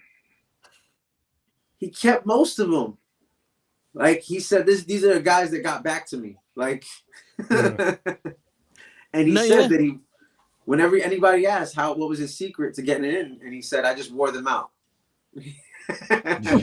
Just kept, someone is gonna have to hear me out, bro. Someone's gonna have to listen to me. Yeah, right. Because I need one yes. Yeah. It's to be honest with you, it's kind of like wrestling. Because in wrestling, a bad reaction or a good reaction is a reaction. That's what you want. Mm-hmm. The one thing you don't want is silence. Yeah. So when you're emailing people, like I email people to come on the different podcasts, when they don't reply, it's like horrible. But when someone does reply, whether it's to reject me or not, it's like, thank you. I appreciate you taking the time. I appreciate you taking the time. Yes. Yes. Thank you for telling me to fuck off, but at least you told me to fuck off. Yeah. Or like tell me the reasons why, like so I can work on it. Yeah, right. Shit. Is there anything related to like drawing? Maybe like a cartoon or maybe going into film production, something like that you ever thought of? I know you mentioned, potentially doing a movie or something like that. No, I would love for that Bob Ross to freaking be an animation. I'm in. Yeah. I'm like, yo, I'm ready to go up against Rick and Morty right now with this. Yo, for real. So I'm saying, like a cartoon. The way I drew it out, man, and the plans that I have for it, like I want it to be 3 chapters. And I want him to go chapter 2. I'll just say I want him to go into Sesame Street. Yeah. Okay. Just go everywhere. I did not see that coming at like all. Go into Sesame Street. So like that scene. Fucking Big Bird. That scene from The Wire with homie, I forget his name, that he's just walking. It's just Bob Ross in a trench coat walking down, and you hear the whistle. You hear the whistle, and he just goes to Sesame Street and just bap, bap, bap, bap, bap, bap, pop it. Yo, that is Elmo running, run. It's Bob Ross is here. We gotta go. Yes. Yeah, to expand on that movie thing, I wanted to ask you, who played, like, let's say they made a movie of your wrestling character, Wrestling with My Demons, and the Sabu comic that you made. Who would you cast to play Sabu, and who would you cast to play you? That's great. In a movie. That's difficult. That's difficult. That's a great question. Who to play me? God damn. You can pick anybody. Anybody. Oh, I guess if I could pick anybody, then Tom Hardy. Okay. That's it. Yo, what's funny? That's he exactly what I was thinking. I was thinking he Tom Hardy. He played Bronson. Yeah. So you know Yeah, that's what I'm saying. Why It's like it's not gonna be a stretch. Bro, Yeah. I feel like whenever you ask anybody, yo, who would play that? Tom Hardy. Yo, who would be Wolverine of Tom Hardy? Tom Hardy. Yeah. Yo, if we're Who gonna would play Malcolm X? Tom Hardy. Tom Hardy. But he's supposed to. No, Tom Hardy. Put some glasses on him. You'll never know the difference. You're like, Dye his hair red. Dye his hair red. Yeah. That's it. Same guy. It's a Tom Hardy is such a, he's expressive with motion more than anything. Yes. Yo, I swear to God, in Mad Max he says 3 things at the right moment. Yeah. In Mad Max he says 3 things. Yeah. I mean that's an homage to the original Mad Max. But like, yeah, I think he has no lines, like 16 lines the whole thing. Yeah. He got the Arnold. That was such a gorgeous movie. Like, here, you're good. Actually, yo, did you see it in black and white? Did you see it in black and white? Black and white Mad Max? Yo, a Fury Road? Yeah. So when they released it in theaters in black and white, and it was literally for like a week. So my friends and I were like, we had nothing to do, and I think we were gonna go watch a movie. We watched the movie, and then we snuck into Mad Max black and white. Sick. What? I was like, yeah, you can look it up right now. Yo, Mad Max Fury Road, black and white. It's so good. See this in black and white, yeah, man. Fury Road, black and white. The creation of that, most of it wasn't written. A lot of it was drawn out. Yeah. You gotta look at the art to that too. The art to Fury Road. I actually seen some of the. So I was weirdly into Mad Max Fury Road. Weirdly into that movie. So I saw some of the concept art for it. Sick. Look at some of that Mad Max concept art. It's so good, bro. Yeah, that's what I'm saying. The way more movies should take that freedom of drawing out the script, not writing it completely out, but certain things, as soon as you see it, you get it. You know what it is. You're like, okay, this is supposed to look like this. Like, no ifs, ands, or buts, like in between. It's funny, when I was younger and I saw the first Mad Max, I was like, I don't know who this crazy Ozzy is, but I'm with it. Because he literally went from just being an honest cop, family man, yeah, left. And then part 2, I skipped part 3 with Tina Turner because I got weird, right? But you see in the movie, you're like, yo, I can see the world being like that. You can easily, and especially in the 80s where she was going left, you're like, that can happen. That can happen tomorrow. You know what I'm saying? You see that every year, at least once a year. You think about, you're like, this can go south quick, man. Yeah. But props to the director for practical stunts. Just like the dude swinging on the dude swinging. The concept art for the vehicles with the little poles swinging, serious. I think that was like ridiculous. Yeah. And I mean that whole act, that shit was like an hour action scene. To You know what I movie. love? It reminds me of Heavy Metal magazine. Yeah. It was Heavy Metal the entire time. I'm like, why can't there be more of this? Like, why? Why is it going I'm like, yo, why do we need a guitarist? He's not accomplishing anything right now. For added effect. Yeah. He was literally there. It's like back in the day, you know, when you go into war, you have the drummer. That's true. They just have somebody rocking out flames everywhere. I actually played the video game for Mad Max, the one that just came out recently. So it's not the greatest, but they have some like cool car combat and like creating your car, like souping up the car. It's super fun. Now, it's funny that you mentioned the time period because, you know, a lot of people do post-apocalyptic stuff and you know what I'm saying?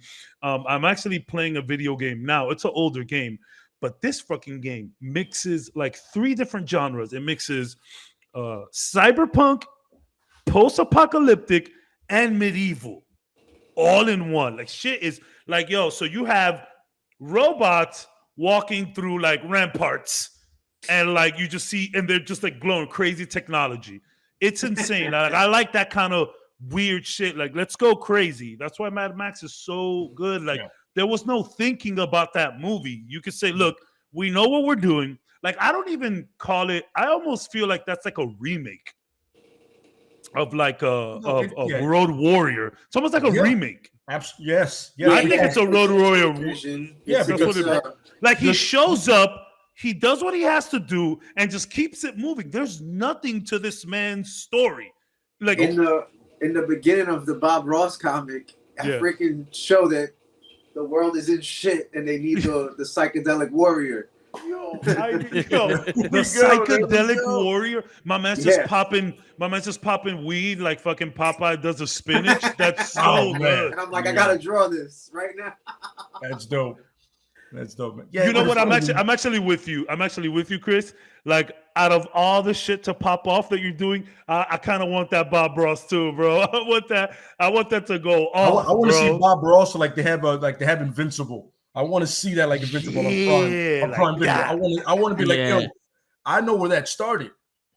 That dude was high as fuck. I want to see that. Bob Ross he literally goes from painting. He comes outside and the gat is like the gear is waiting for him on his bike. He's like, oh, it's about to go down. Yeah. You got fucking Bob Ross doing the shotgun Terminator 2 flip. That's actually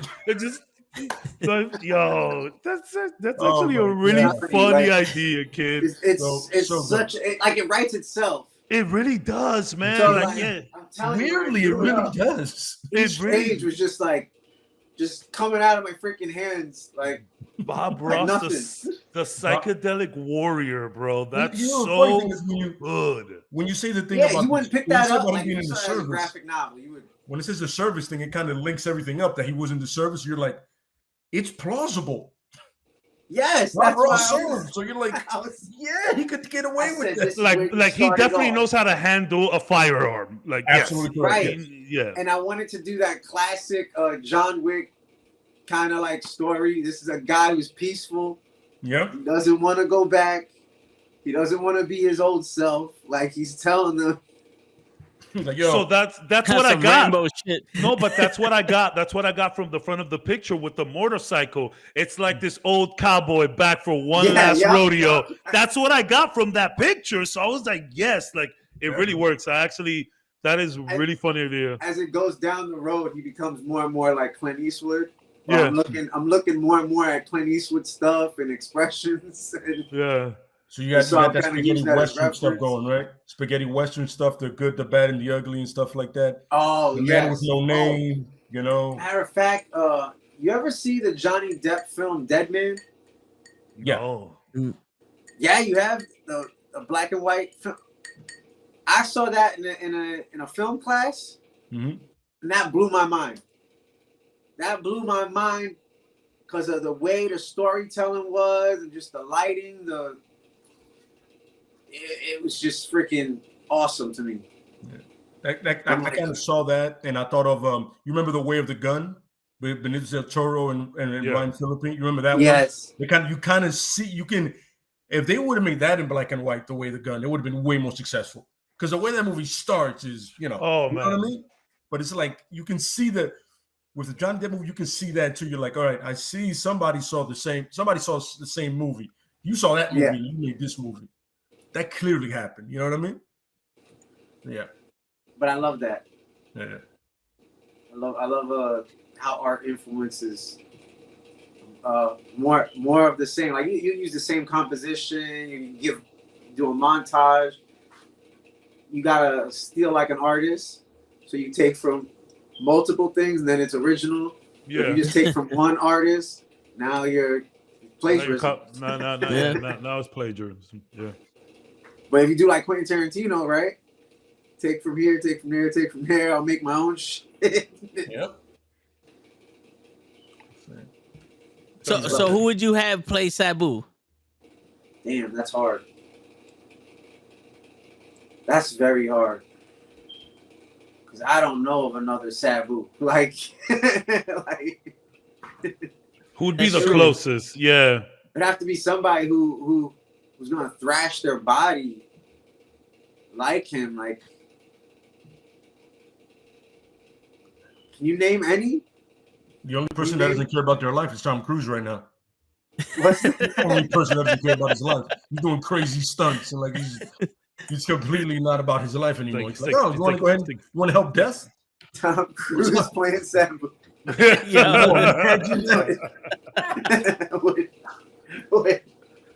What's my motivation? You're out of your fucking mind. The minute that would play out, you'd be like, yourself. It'll be the dude from Eternals that Dick Kango. Yeah. It'll be the dude from Eternals. I'll go with that one. He got ripped. He got ripped for that. But yeah, again, but Sabu wasn't ripped like that. Nah, yeah. He was physically ripped up. He was he was scarred. He's scarred. Yeah. I will never forget. I was there for when Sabu versus Rey Mysterio and ECW One Night Stand. That ECW event. Yep. Mm-hmm. Was it One Night Stand? Yes. Yeah. Man, that match, I thought Rey Mysterio and Sabu both died. Yes. Yeah. They spot through the table, screaming at the top of my lungs, like, we just witnessed a murder. Oh my God. Because he ran off a chair, jumped off the top rope in the middle, and Rey Mysterio is just right there and takes the DDT through the table onto the concrete. And it just looked insane. That's how the match ended. Yeah.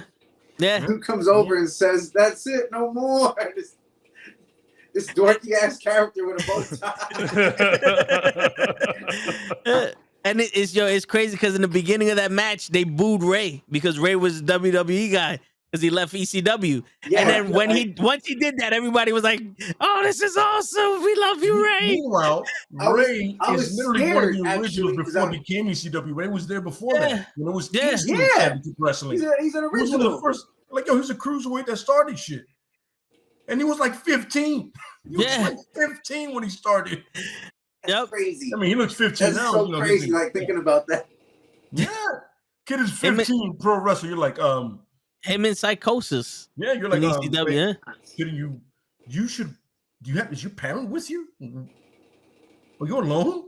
Some Spider-Man shit, bro. That was because of his uncle. Absolutely. The original Rey Mysterio. Yes. And remember, he was Rey Mysterio Jr. Yeah, because he surpassed his uncle in so many ways. Oh, yeah. Props to Ray, man. But I remember seeing that match and just thinking, oh man, I hope RVD and Cena, like, they could surpass this shit. And the amount of like electricity, the amount of just like that sign in the balcony that says if Cena wins, we riot. 110% true. Oh yeah. That if Cena would have won, that crowd was definitely gonna riot. somebody was dying that night. Yes. Yeah. For every time it got close with the 2 count, I was like, oh my God, I really hope Cena don't win. Oh my God, I hope to make it out of here alive. Like,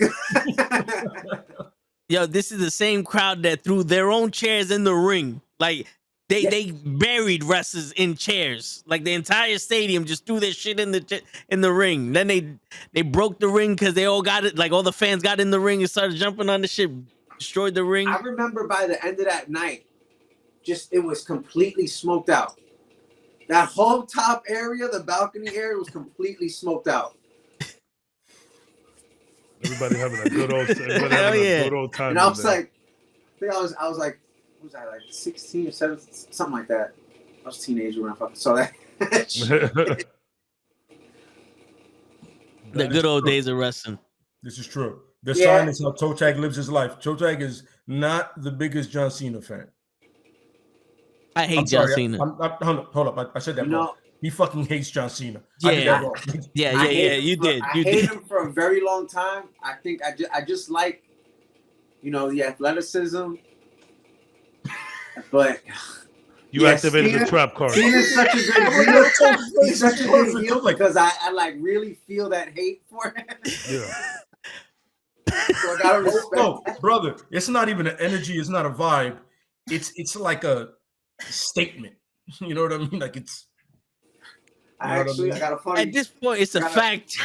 I got a funny story because I did meet Cena one time in the airport with Sheamus, and me and my wife were at the airport, and I just got home from some training, and me and my wife were at the airport Subway, the sandwich shop, and the dude who's gonna take our order, his jaw like just drops, and I'm like, what the fuck is he looking at? And then we look behind ourselves, and it's Cena and Sheamus on the line also. And then my wife doesn't know who this is, and I'm like, oh my God, that's John Cena. Toe would have probably just looked back and gone. So I'd have been like, oh shit, that's Sheamus. Your ass gotta stop. Let me get my sandwich for you, bitch. I was a little bit of a dick, accidentally, because I said to John Cena, I said, hey Cena, could you take a picture of me and Sheamus? Oh my, Jesus Christ, that's so beautiful. He looked at me like I fucking dissed him so hard. So beautiful. He was like, okay. I feel better now. Come on. Yeah. But yo, he would snap that picture. He would have to use someone else's phone. I'll be like, yo, Cena, take a picture of us with your fucking phone and send it to me. AirDrop. I don't want you touching my shit. Motherfucker. I seen how you take rock bottoms. I don't want to pick. I don't want to chance it with the fucking pictures. I don't want nothing too complicated for your ass. Why is it that John Cena, besides the invisible thing, why has it become such a meme and like overall just like hated by everybody? I remember at one point people liked John Cena as a wrestler. What happened? Or was that never a thing? Right, so take it away. I can say for myself that I hated him for a long time, man. So what happened? So tell me, what happened with Cena? I want to understand. All right. So, Chris, if you want to explain, you can. But I'll give my little 2 cents here. No, I want to hear. All right. I want to hear yours. Now, I know a lot about this fucking guy because I know a lot about wrestling. So he started as the prototype in the WWE. He debuted against Kurt Angle in the Ruthless Aggression era and all that other shit.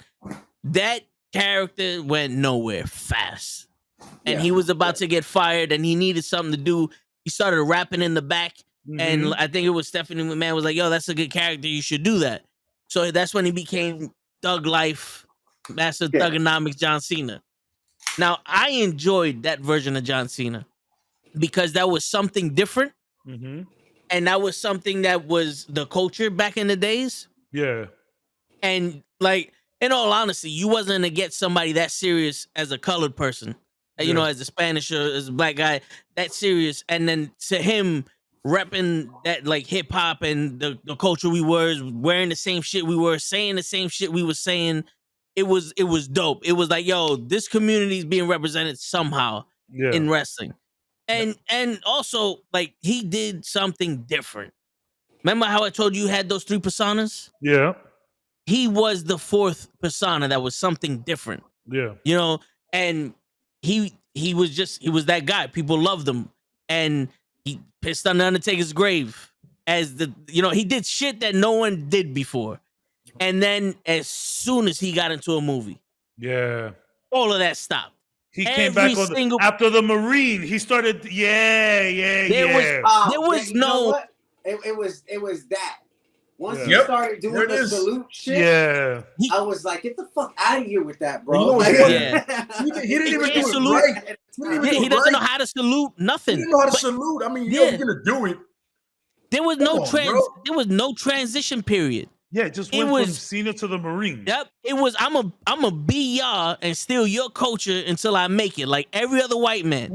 And then he made it, and boom, bye bitches. Now I'm wearing cargo pants and Kmart sneakers. Right. You know what I'm saying? He went from wearing jerseys and Jordans to Kmart sneakers and khaki shorts. I would sometimes salute my lieutenant like that. I would do the fucking rundown. He hated that. Please shit. tell me after you do that, you started running. You do the I would do a little bit of a run, like man awkward, and almost fall over.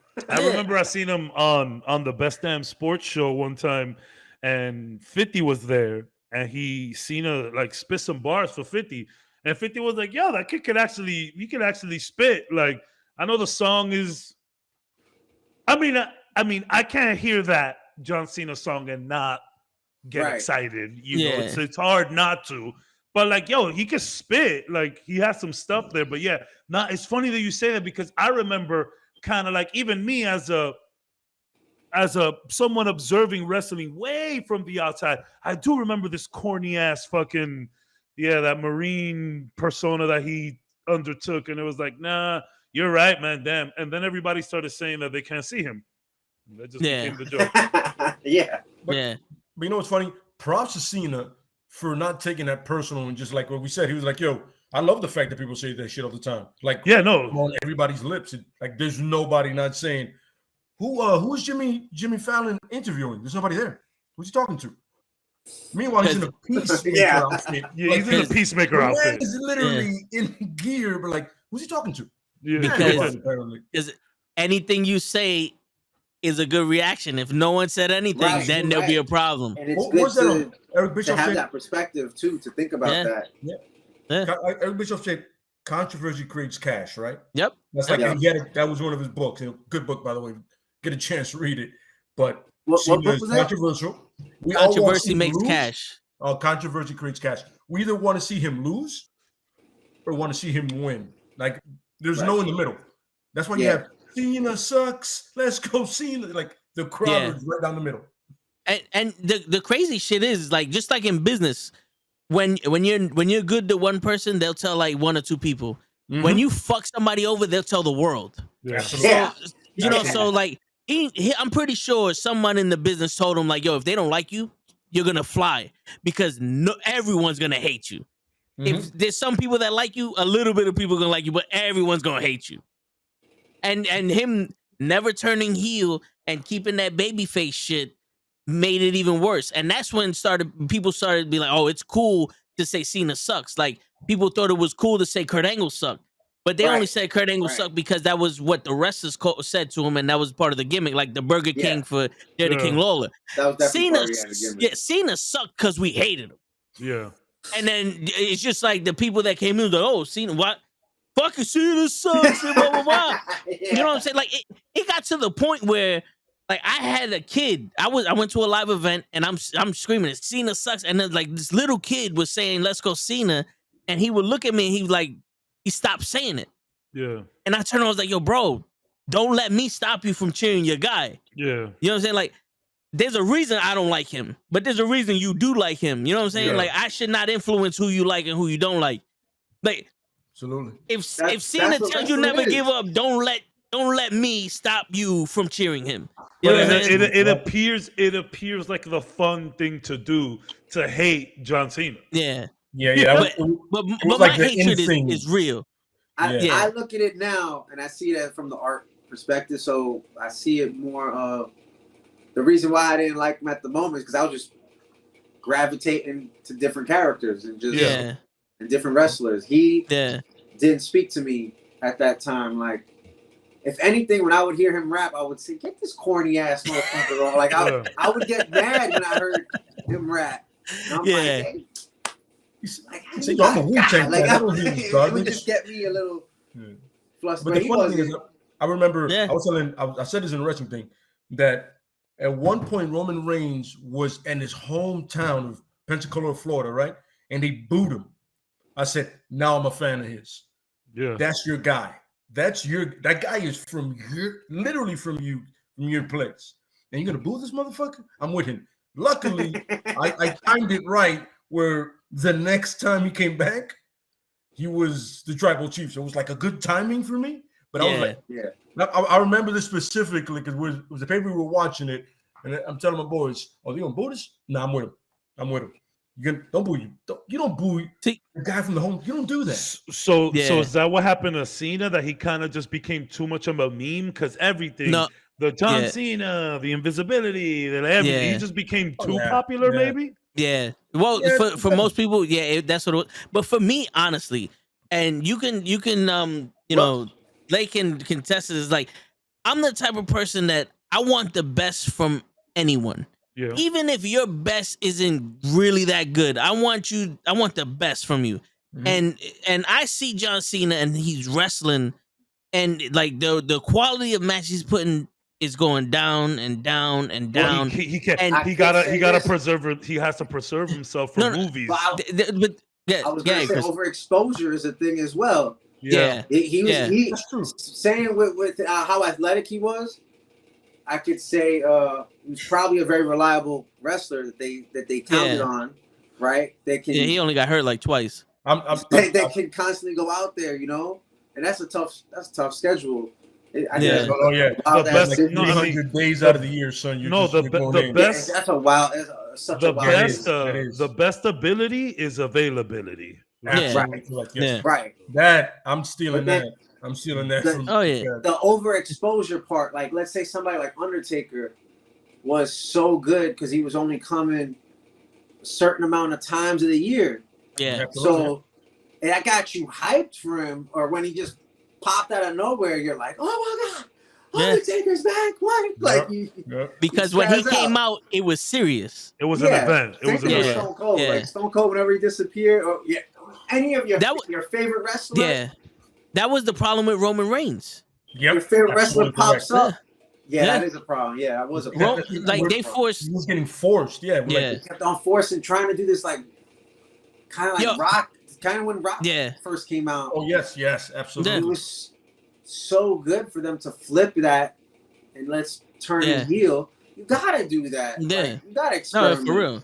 It's like yo, Cabs. You love Senkocho, right? But let's say your mom makes the best Senkocho you had. She does. And someone makes an okay Senkocho. Oh, it's terrible. But then you have to eat it every day. Oh, yeah, okay. And now you're looking at the Senkocho like, yo, fuck this shit, son. Yeah. I'm tired of this shit. You know what I'm saying? And then that stops, and now you have your mom Senkocho, and he's like, this is what I remember. This is what I grew up on. And that's wrestling. That's like a wrestling character for us. Okay. Yeah. You know? I could say that happens with comedians. True. Expect them to be that person all the damn time. Yeah. And then some of them, like, you know, lose themselves into that character. Yeah. And then nowadays you get canceled. If you absolutely. Yeah. You can be honest. Although Dave Chappelle seems to be unscathed as he has announced 4 new specials on Netflix. Didn't work, cancel culture. Bye. What you know why? You made it. All you did was make him more money by making him infamous, as people would say. You know why Dave Chappelle can't get canceled? because he says what he says and he has the balls to stand by what he said. Absolutely correct. Unlike other people, you he say don't back this, down from they what get he- mad and they No, go, it's no "Oh, I'm retraction, sorry." They apologize. Yeah, that's where you get canceled. When you say I'm sorry, when you know for a fucking fact, this is what I believe and this is what the fuck I said, and I said it for a reason. And it feels like everybody who like hates on Dave doesn't listen to the whole damn joke or Yeah, or for hear real. his Oh, yeah, whole yeah. bit. Absolutely. Like, yo, watch the guy's stuff, man. Like, When he was talking about the thing with the transgender, he goes, yo, I literally was at a nightclub with a transgender the whole night, just talking, and literally told me, yo, thanks for normalizing us. Yeah. Yo, when a comedian makes fun of you, you're everybody else now. Yeah. You're literally everybody. From now on, you're everybody else. I'll never 'Cause forget. everybody gets made fun of somewhere. It doesn't matter where. Yep. We do it. You with your peoples. I'm pretty sure, Chris. You know what I'm saying. You joke Yeah. on the boys. when the he peoples. told that story, I was like, oh man, yo, that hurt. I was like, Yeah, it did. It did. you could tell it hurt him Yeah. too. Like he got emotional telling a lot of his stand up during that. I'll never forget. I went to Houston to go and watch Andrew Schultz, and right up front, I'm talking about first row, there was a gentleman there. He was like missing his like legs, and he was on a wheelchair, and he was just there chilling front row. If you go to a comedy show and you front row, Oh yeah. you know what can happen. So Andrew Schultz went straight to him and he goes, "Man, you just look like the cutest little chicken nugget I ever seen in my life." You know what I'm saying? And but homie appreciated that. Like, bro, you treated me like everyone else in here. The whole front row got it. You came up to me and you didn't even bat an eye. You made fun of me, but you made me feel comfortable about my situation. I'm everybody. I'm one of the guys now. I'm one of the audience members. So it's like, That's cool. A lot of the people that get mad at these jokes, they ain't even joking about you, bro. Like, Yeah, exactly. Oh my God. why are you like, yo, bro? I have known so many people with like, handicaps and stuff like that, and like try and like grab something for them. Like, oh, I got you. Like, no, bro, I'm good. I can get this. Like, Absolutely. it's the way you perceive it that's wrong here. You're perceiving them as like helpless, and it's like, nah, bro. Yo, there's so many amazing people nowadays that do such crazy things. Y'all seen little Spanish boy that's playing ball with one arm? Yep. One arm. Yo, but yamming on dudes. I'm talking about it. And then he gets hyped. He gets hyped and goes up to you. Like, what's up? And it's like, okay, bro, chill. Funny, there's an MMA fighter with one arm. Yeah, bro. Like, Yeah. you're perceiving. You're Who was a perceiving wrestler with wrong. one leg? Yeah, Zach Gowen. Zach Gowen. I would never forget Zach Gowen. Yeah, he busted Vince McMahon wide open with that chair. Shit was hilarious, son. Yo, First of all, wasn't planned, and he caught him. Seeing all the stuff he was doing. Yeah, man. But that's the thing is, when you have someone that normalizes people that are not seem normal, or they're outcasts or whatever, normal society sees them another way. But this dude is like, yo, I'm making fun of everybody. I don't give a fuck. Richard Pryor did that for years. Yes. Yeah. Red Fox did that for years. Yeah. Eddie did that for years. It didn't matter. Yo, you had whatever, cancer, AIDS, or whatever. He's like, yo, I don't give a shit. But the thing is, you have to understand is this is a joke.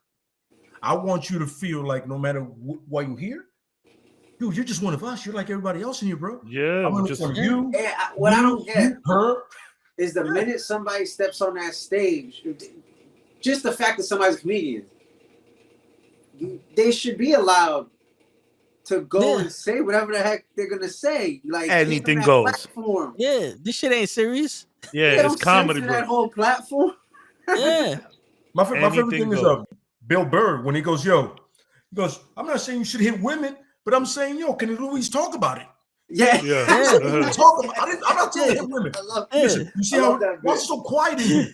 Yo, Bill Burr says, like, why is it so quiet here? No reason to hit a woman. I can give you 15 reasons right now. But I'm not saying you should. I love that. has Bill Burr has that at least twice a comedy bit, bro. A comedy show. Like he is. Why is it so quiet in here?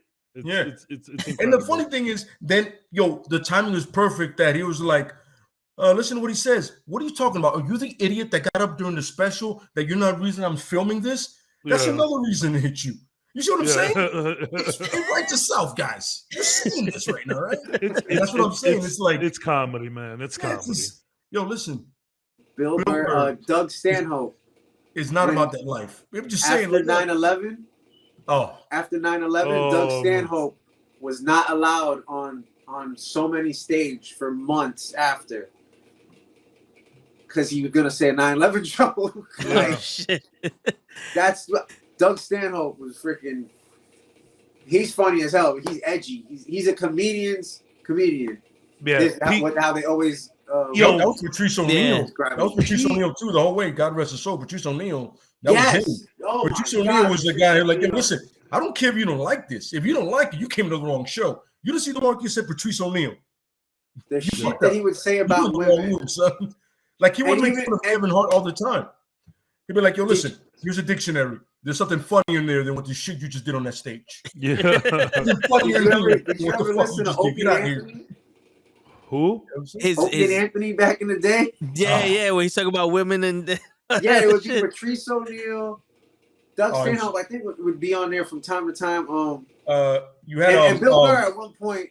You had talking about Patrice O'Neal. The dude that was on SNL for a minute. Can't believe the women he gets. yeah. Like you would walk in and Patrice goes, "This motherfucker's here." And the funny thing is, that's all he said, and already you're like, "Damn, this nigga, he hates me." Yeah. Patrice is like, "No, not really. I'm just fucking with you, bro. I'm just gonna mess with you a little bit." You know what I'm saying? It's hilarious, bro. But that's what I'm saying. Is like you go to a comedy show, you expect to hear some shit out of left, or you hope you do at least. I do. Yeah, some shit out of left field always. Yeah. All of a sudden, it's like, I can't talk about anything. That's what the fuck's source material, bro? I need to be able to say something on that stage. I'm in there for 45 minutes, bro. Give me something to talk about. It's hard to write jokes. It's hard to write jokes. It is. Yeah. I mean, listen. I cannot imagine what it's like to first be on that stage with people looking at you and being that good at it, but then to have like your source material cut in half. Yeah. But the greats don't give a fuck, so they just keep going. George Carlin didn't give a fuck. And the way people think, they want that instant funny. Yeah. Mm-hmm. Like, haha, tell me another joke. Now tell me another joke. Tell me another. Like, I was talking about that. There's a comedian who's like that. I forget. I know people nowadays who would never appreciate George Carlin. Oh, because it's honest, it's political, but also his timing was perfect. And then when he goes on those rants, where he's like, "Catch up, you're with me, if I lose you, that's you, bro." I got him. He just came up on my Pandora. I got him on there. And you know who's he starts dissing golf, and I hate golf. So when he mentions golf is just as boring as watching two flies fuck. He's like, if you can gather up a bunch of people to waste a beautiful day on this bullshit. I love that. When he starts talking about that, and he starts talking about suicides, and he talks about how interesting suicide is to him, and how you can have a whole reality channel of people committing suicide and people volunteering to be on this channel. I'm like, God dang, he is pretty much on the money. Edgy. Do you know someone who does that kind of like joke after joke type of comedy bits? Anthony Jeselnik. I love that dude. His dark comedy is great. He is dark. He has the one Fire in the Maternity Ward. I love the way he tells that. You seen his special in Chicago where he does a rape joke and a girl says and he goes, "That's the first rape joke. There's two more." Yeah. And he goes, "2 more rape jokes." Yeah. And he just like he completely understands that you're in my house. You've come to see me. You're going nowhere, and if you leave, you're still getting paid. Yeah. See, I mean, he looked at the girl. He goes, "Up, 2 more rape jokes. Just to let you know, this isn't going anywhere but down. Like I'm gonna be disrespectful." Oh man, his setup too is so cold blooded. Like Yeah. it's like, yes. It's like it's like there's nothing. He's not like reacting he knows to he's you. gonna say Or you're some like, really you fucked don't up like shit. that? You don't like that? He definitely Buck up. knows It's gonna get worse. Buck up. I'm going dark. Just getting started. Yeah, man. Yeah, you see, that's the kind of comedy that I appreciate, where the guy realizes I own this area tonight. And you just get ready. That's it. Yeah. Get ready for it, bro. You may not like it, but you know what's funny? You're gonna laugh, and what does that say about you? And I know that's what Anthony's thinking. You're laughing like, oh, that's fucked up. But you're laughing. It's like what Eminem said. He goes, yo, I do my lyrics, but y'all are enjoying it. It feels like though he's ultimately entertaining himself. If you're entertaining yourself, you're like, all right, I'm willing to lose all of you to gain one of you. Yeah. Yo, for real. It was like Bernie Mac when he stepped on stage. He was like, "Fuck all y'all motherfuckers. I ain't scared of none of you bitches." The first thing he said was "fuck all y'all." And it was an amazing comedy bit after that. Like, yep. He could have said whatever, and I think it would have still stuck. Just the way he's like, and you know the story. Apparently, the person behind him got booed or whatever. So then he came out on stage and was like, "Yo, I ain't scared of none of y'all. First and foremost, I'm just gonna tell you that right now." And then he started playing the music, and then he had Kid Capri up there. It was probably my favorite comedy skit of all time. It was so good. Yeah. Fearless. You got to go up there. Man. You can't. We've been going for a little while, and sorry. I want two things. So, Crazy Chris, the cartoonist, I do have a question about the current state of comic books and Marvel and all of that. Are you into the MCU at all? Do you watch the movies? Or are you a DC guy? You're into, are you doing things like that nowadays? Like how into the movies, the DC universe and the MCU, how into it are you? It's okay if you're not. Right now, I want to see the latest Batman. Because that looks really good to me. Looks super dark. Yes, I love so dark. We need dark. It looks like Seven. Yeah. It feels a lot darker. They're really going down that realm that I think going back, like it just feels like it's a 90s film. The way it's shot too in certain scenes, I'm like, damn, this really looks really good to me. Even though when I heard that the dude was playing him from Twilight, man, when I first heard that, I did the same thing, brother. I was like, no way, they're gonna fuck this up. They put me on with an interview to him, and the way he is, introducing this character or reintroducing this character to all of us kind of made me feel a little bit more comfortable. So this is year 2.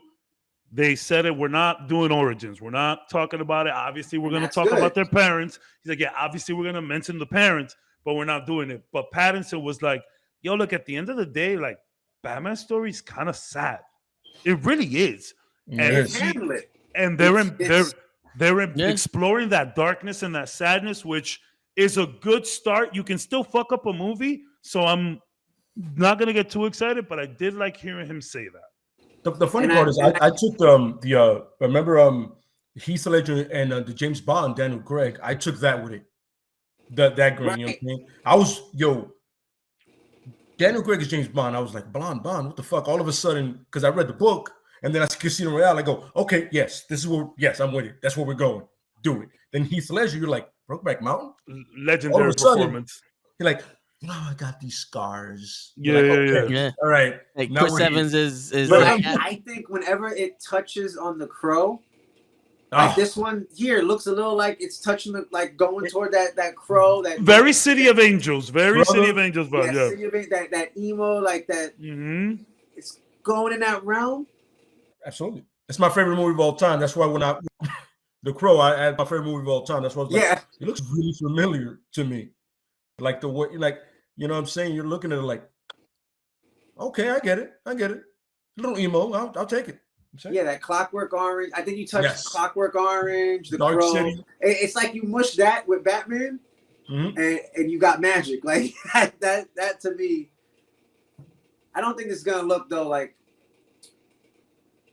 like it feels like it's almost coming off of the Christian Bale Batman. Like it feels like it's coming off, but not being exactly like that. Like ramp up the dark.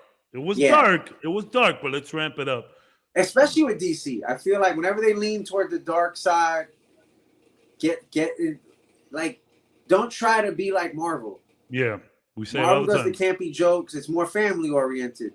DC, you keep it a little dark, kind of like how Joker was. You go down that rabbit hole, and it brings the characters, I think, more relatable, more to life. Like, and you're apart from your opponent. Like, what the hell? Don't be like your opponent. Yeah. No, yeah. So then, what do you think about Marvel and their current state? Oh no, I like Marvel. I was actually just started watching the What If. Oof. And I started off with the zombie episode.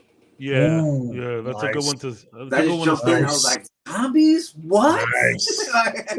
I love how Spider-Man is like doing the whole zombie land thing. Like, okay, this is how you survive the zombie apocalypse. Yeah. Number one, like, it's perfect for Spider-Man to be doing that. Like, no one else can be doing that but him. It's actually a pretty sick episode. Yeah. I enjoyed it. Seeing Vision and Zombie Wanda. You should definitely check out, I think, the one before that with Doctor Strange. Oh, I'm definitely. Now I'm gonna watch all of them. That one is. It out, though. I can't binge it. For sure. If I binge it, I feel like an asshole after. I'm just. It's funny when you were mentioning all of the, the Bob Ross stuff that you've been doing and how you like to kind of go crazy with a character. I definitely got some What If vibes for sure. Definitely check out that Doctor Strange one. It's intense. I really like Doctor Strange, and I like the trailer that dropped for that. Mm-hmm. A lot of stuff. I want to see that. I haven't seen the last Spider-Man, so don't. Cap, I told you, no spoiler, don't blow that up. No, you got to see the last Spider-Man. It can't be blown up anymore than like. Yeah.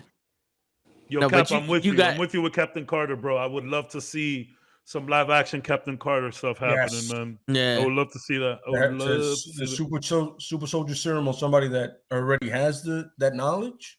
Yeah, man. Yeah, man. And she's hot. That helps, by the way. She's hot. Oh yeah, it always helps. She's hot. Yeah. So tell me. So now that we've discussed, we've had a great time. We have an hour left. Yep. Le, what you need to tell us, bro? The floor is yours. So Chris will be so kind to allow me this time. Great guest. Awesome times. Yep. Look, ladies and gentlemen, I want to discuss something with you. Everybody loves Loki, right? The TV series. Everybody loves WandaVision. Oh, okay. I love Hawkeye because Hawkeye's my kind of ground level guy. You know what I'm saying? Also, Moon Knight is coming out pretty soon. That's going to be cool, right? It's going to be great. But my problem is you forget the originator of all of it. Kind of like Blade started the real Marvel thing. You guys remember that? Yes. Iron Man, Blade did. Respect the first one. I'm talking about Falcon and Winter Soldier. Act like you don't know that was the shit. Act like that opening scene with Sam flying everywhere, people going through a helicopter, doing his thing, and then Bucky's story arc with the therapist doing, and then Nemo, not even the dancing thing, Nemo just being Nemo. Then John, by the way, props to the guy that played John Walker. I forget his name escapes me right now, but I know he's Kurt Russell's son. Yeah, Wyatt Russell. Yo, punchable face. Amazing John Walker. Like, you have every right not to like him. You know what I'm saying? But we're over here talking about Loki, WandaVision, everything that's coming out. And at no mention is anybody saying anything about the one that first came out. Russell Wyatt, there it is. Russell Wyatt.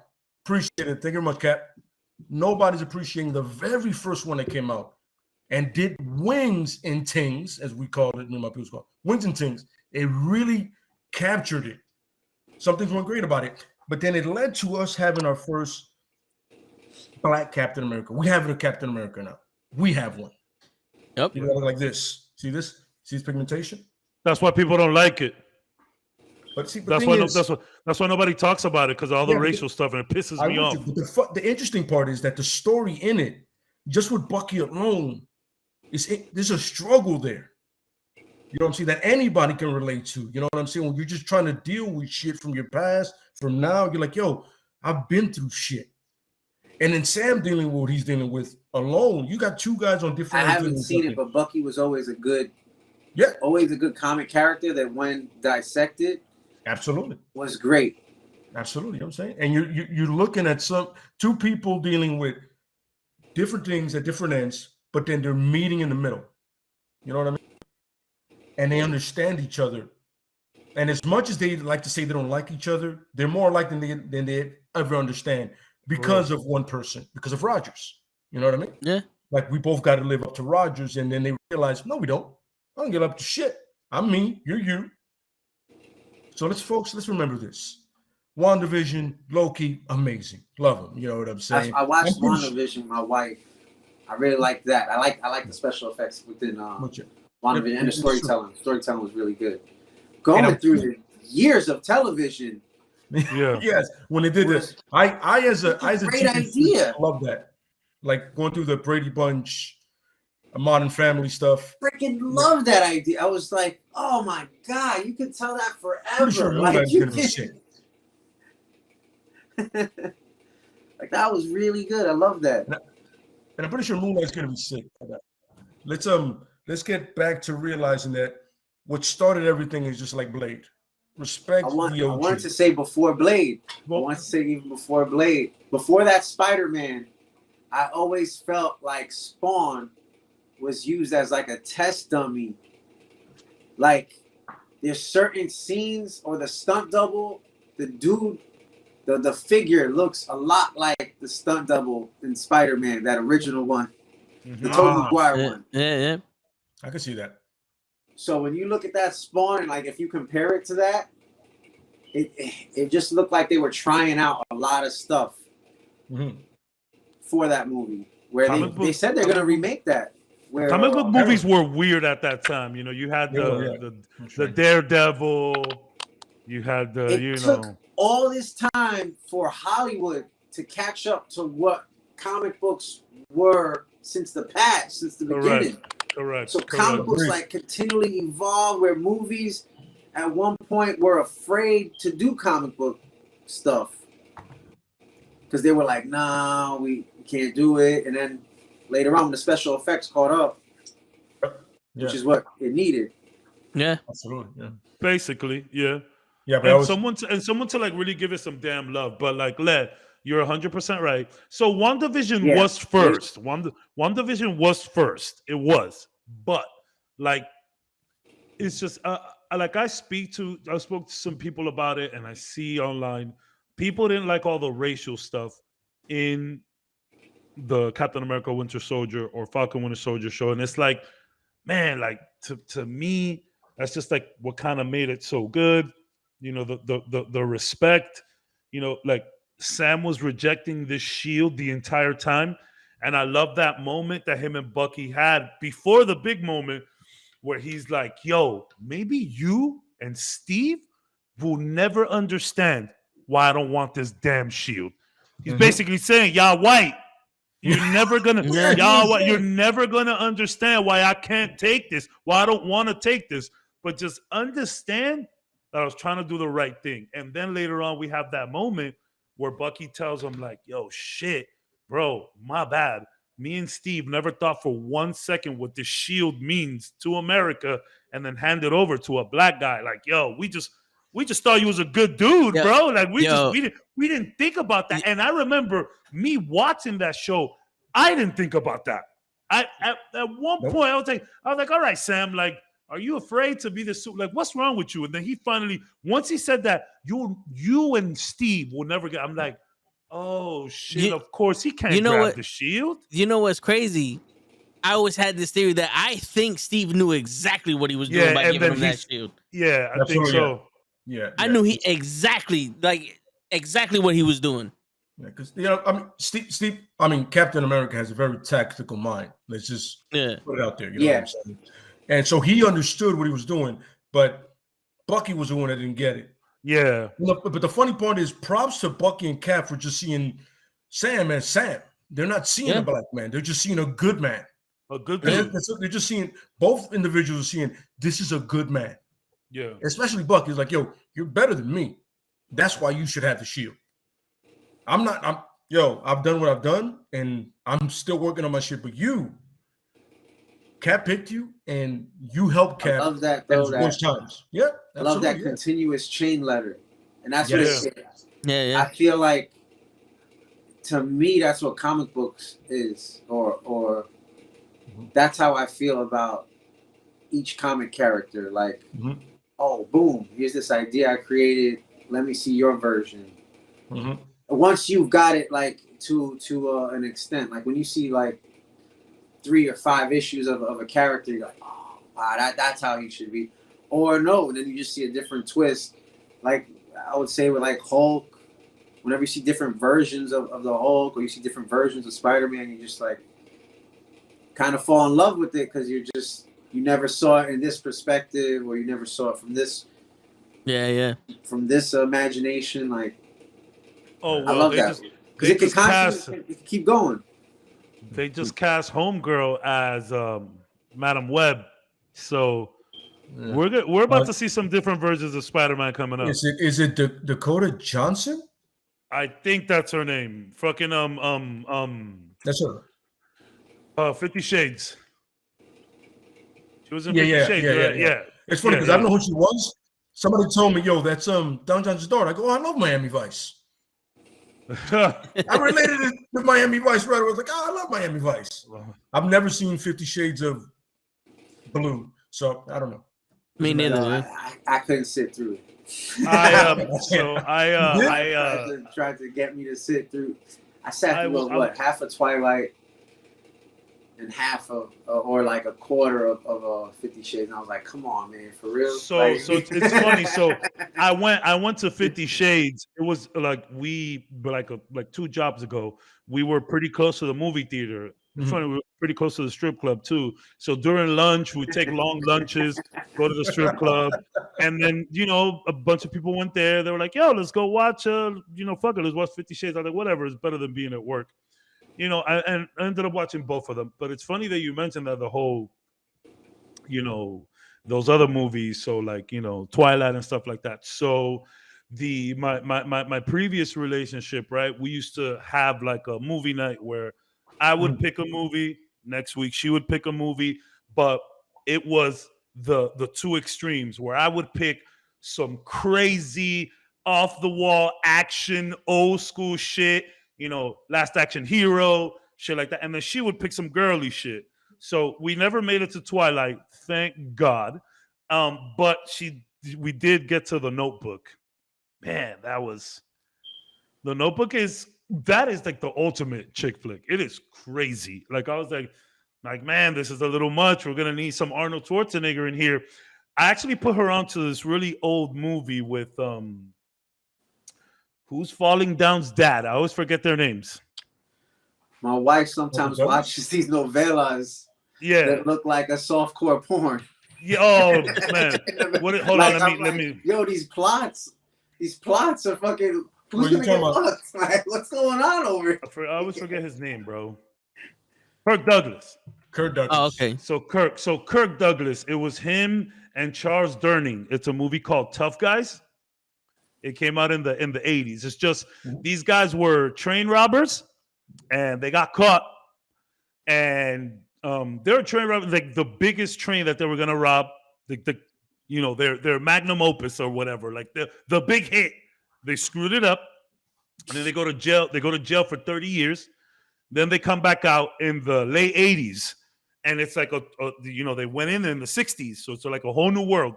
And they're trying to like be like law-abiding citizens and shit like that. And it's just 2 old dudes. And they end up like hating regular life. And they're like, fuck it, man. Let's just try to get the train once again because the train is still running. That one train that they try to rob. So they try to get it again. So like it's Tough Guys. My dad put me onto this movie. Tough Guys is so good. It's a good movie. I suggest it's 1985 1986. Great movie. I'm I'm gonna give you two good movies, and there's one movie that's gonna satisfy you and your girl will enjoy it, and that's Hitch with Will Smith. Well, Hitch is incredible, fun, and then the other movie is, if she's down for like a really fun buddy cop movie, is The Midnight Run with, unfortunately, the other gentleman passed away, with Robert De Niro. That shit is hilarious. I thought you were gonna say Midnight Express. That movie is not hilarious. No. The Midnight Run is hilarious. If you watch it, you at no point do you see Robert De Niro from The Godfather to this.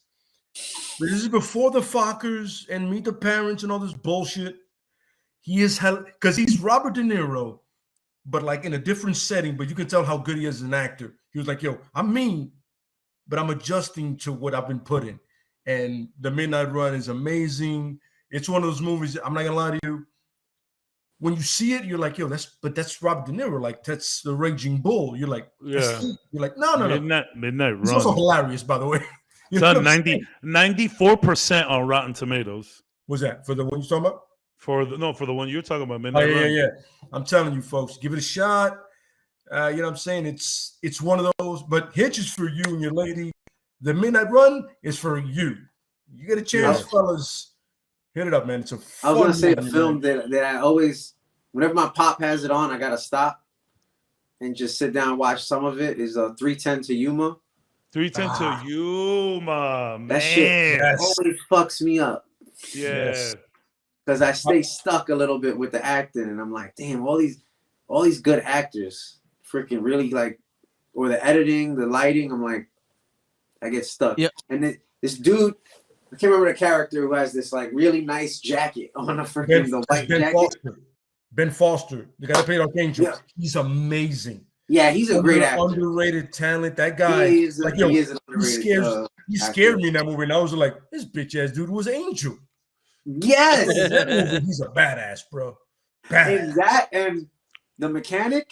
The mechanic. Oh, yeah. Yeah. I liked him in that. But he's a badass until he just fucks with the transport. You know, the transport is transport. Yes. What do you want? It's what he does. You know what I mean?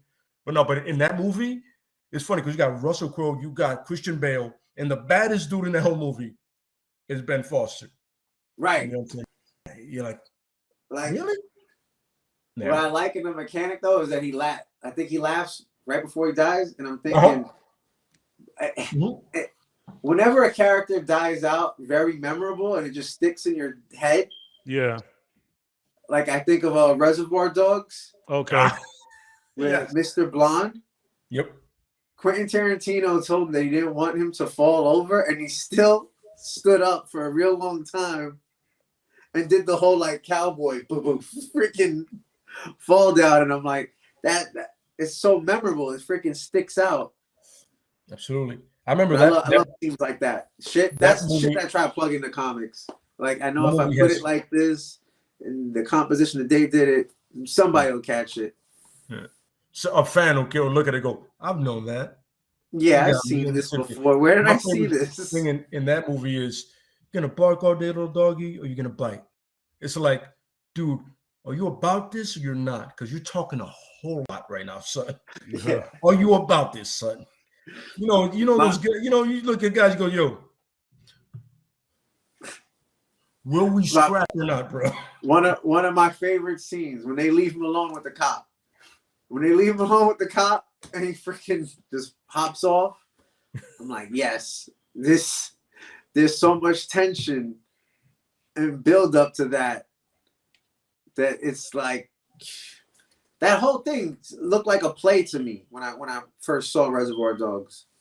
Yes, I can see that. Yeah. I can definitely see that. Yeah, you can easily see that on the stage easily, nowhere and anywhere. Anyway, it doesn't matter. So, yeah, I was like, you have all these great actors, and it was written just the way it was written. Just to have, you don't show the heist, you don't show freaking all these scenes. You talk about them, and it like builds it up even more. Because now you're expected to put it together. Yeah, like you're forced. You as the viewer are forced to use your imagination. Like, yeah, I love when anybody, whether it's a game, a book, a movie, like they don't hold your hand. Like, yo, bro, you figure it out. And I mean, Right. it sucks because some people hate that. In fact, on average, people hate that. They're like, yo, tell me, average people do hate that. give me a 5-minute flashback or something. And I'm guilty of it too. But like when these directors, these movies, these works of art, any type of media, when they don't hold your hand and it's like, yo, figure it out. I love when they do that shit. Love when they do that shit in games, like where they don't really explain it to you. You kind of figure it out, but then they'll leave like little text, like little papers everywhere that people don't read. Yo, in video games, there's so many documents laying around that people don't read. I love reading them shits because it's like you get it from the character. Like in that game, like The Last of Us, it's post-apocalyptic where fungus takes over people and they become like these weird zombies, which is the most plausible zombies you've ever seen in your life. It's actually pretty scary. They're plausible zombies because it's more of a, it's not that they're deteriorating, it's that it makes them aggressive. So it's weird. But like a lot of these areas that you go into, they don't explain anything. You just find a piece of paper from someone who was stuck in this, apocalypse or whatnot, and they're writing it. So you read this little thing and a couple lines like, yo, it's been a couple days. Things getting kind of grim. There's no more food. There's no more water. It's probably the last one that I'll do. It's been great. Thank you. And it's like you put yourself in there. Like they didn't have to show me anything. No one had to talk. I literally just read one little document and it just shed so much light on this one little thing that doesn't matter. I love when they show detail to shit like that, man. You mentioned that in the last game I was really stupidly hooked on was Arkham City. Yeah. And me and my wife at the time we were just going out and I would miss dates. Like I would go, oh, you know what? I'm not gonna be able to pick you up. I gotta save Arkham. Like the Riddler trophies were insane. I captured Riddler in that game and felt like you did it. A cold case file. Like that's what it felt like. You are Batman. You put all the pieces together. You caught Riddler. I love all the hidden shit that he would leave written on the walls that you could only see in your black light. Yes. Dude. And all the puzzles just to find where he was gonna kill a teacher, a cop, or like it was all these very innocent people, and it felt like he was Jigsaw. Yeah, bro, so good. So yeah, it was very, very good. I remember coming out yelling what was the name? Serial Killer X. Remember that I was in your crib. You were playing it.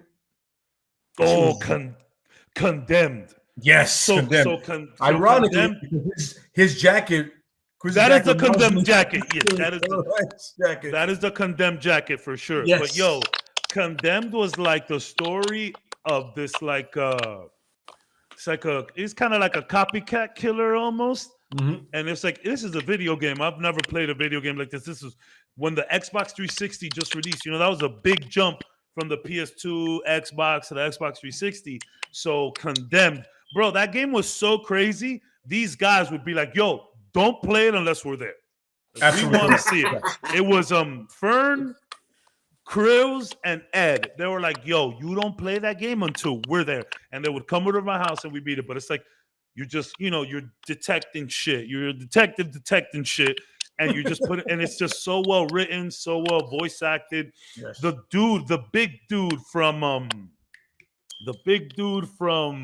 Hollow Man. Remember Hollow Man, the big dude? Yes. He was always in all of those high school shows. I think he was in Felicity, I believe, that they drop him and he like cuts this shit. The big dude. He was the main voice of the actor. That's another thing that they started doing, like in the 360 era. We started getting a lot better voice acting. It happened before. I'm not saying it didn't, but we got way better voice acting. But yeah, that shit, I love that shit, man. Like, don't hold my hand, bro. Let me just put it together. It's easy. It's easy enough. I can do it. Okay. But I'm guilty of hating an open ending. True. A film. Yeah, true. Because when a film has that open ending and you're still questioning it when you leave, you're just like, what does that mean? Like you're like still trying to beat shit. Like Dune.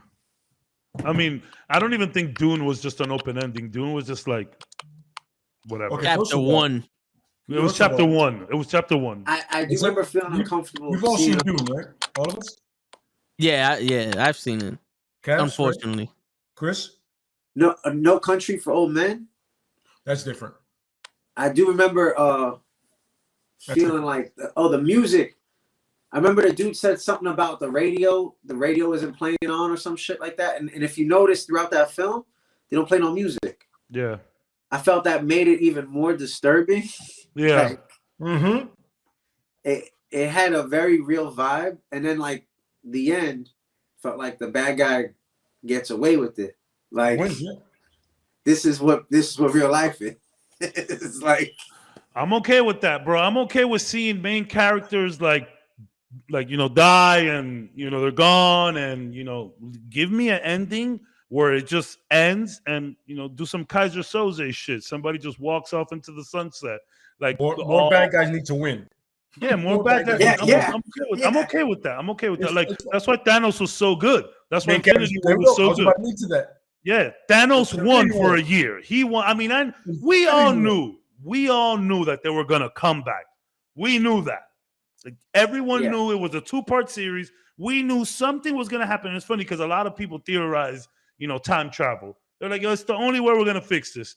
And that's when things started getting a little weird. But I mean, now we have the multiverse. But like Thanos won for a year, and seeing Spider-Man saying, "I don't want to go, Mr. Stark." Fucking seeing T'Challa, rest in peace. Like, you feel me? Like, I love whenever time travel gets involved. It can get crazy if you don't do it correctly, but yeah, it can get. I'm a huge fan of Back to the Future. Well, so, yeah. Back to. I mean, come on. Like, yeah. I mean, Rick and Morty is a complete like exactly. they completely took. How don't you see Doc from? How don't you see Doc? I'm like, Doc. Like to completely take it and go, let's just mush it a little this way, and they made it their own, which is so freaking good. That was really stoner though. Somebody got really blunted or on some edibles and said, "I got it."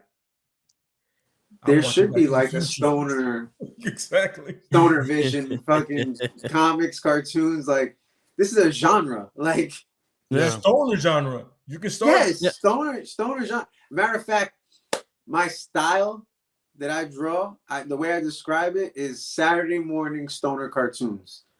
That's my style.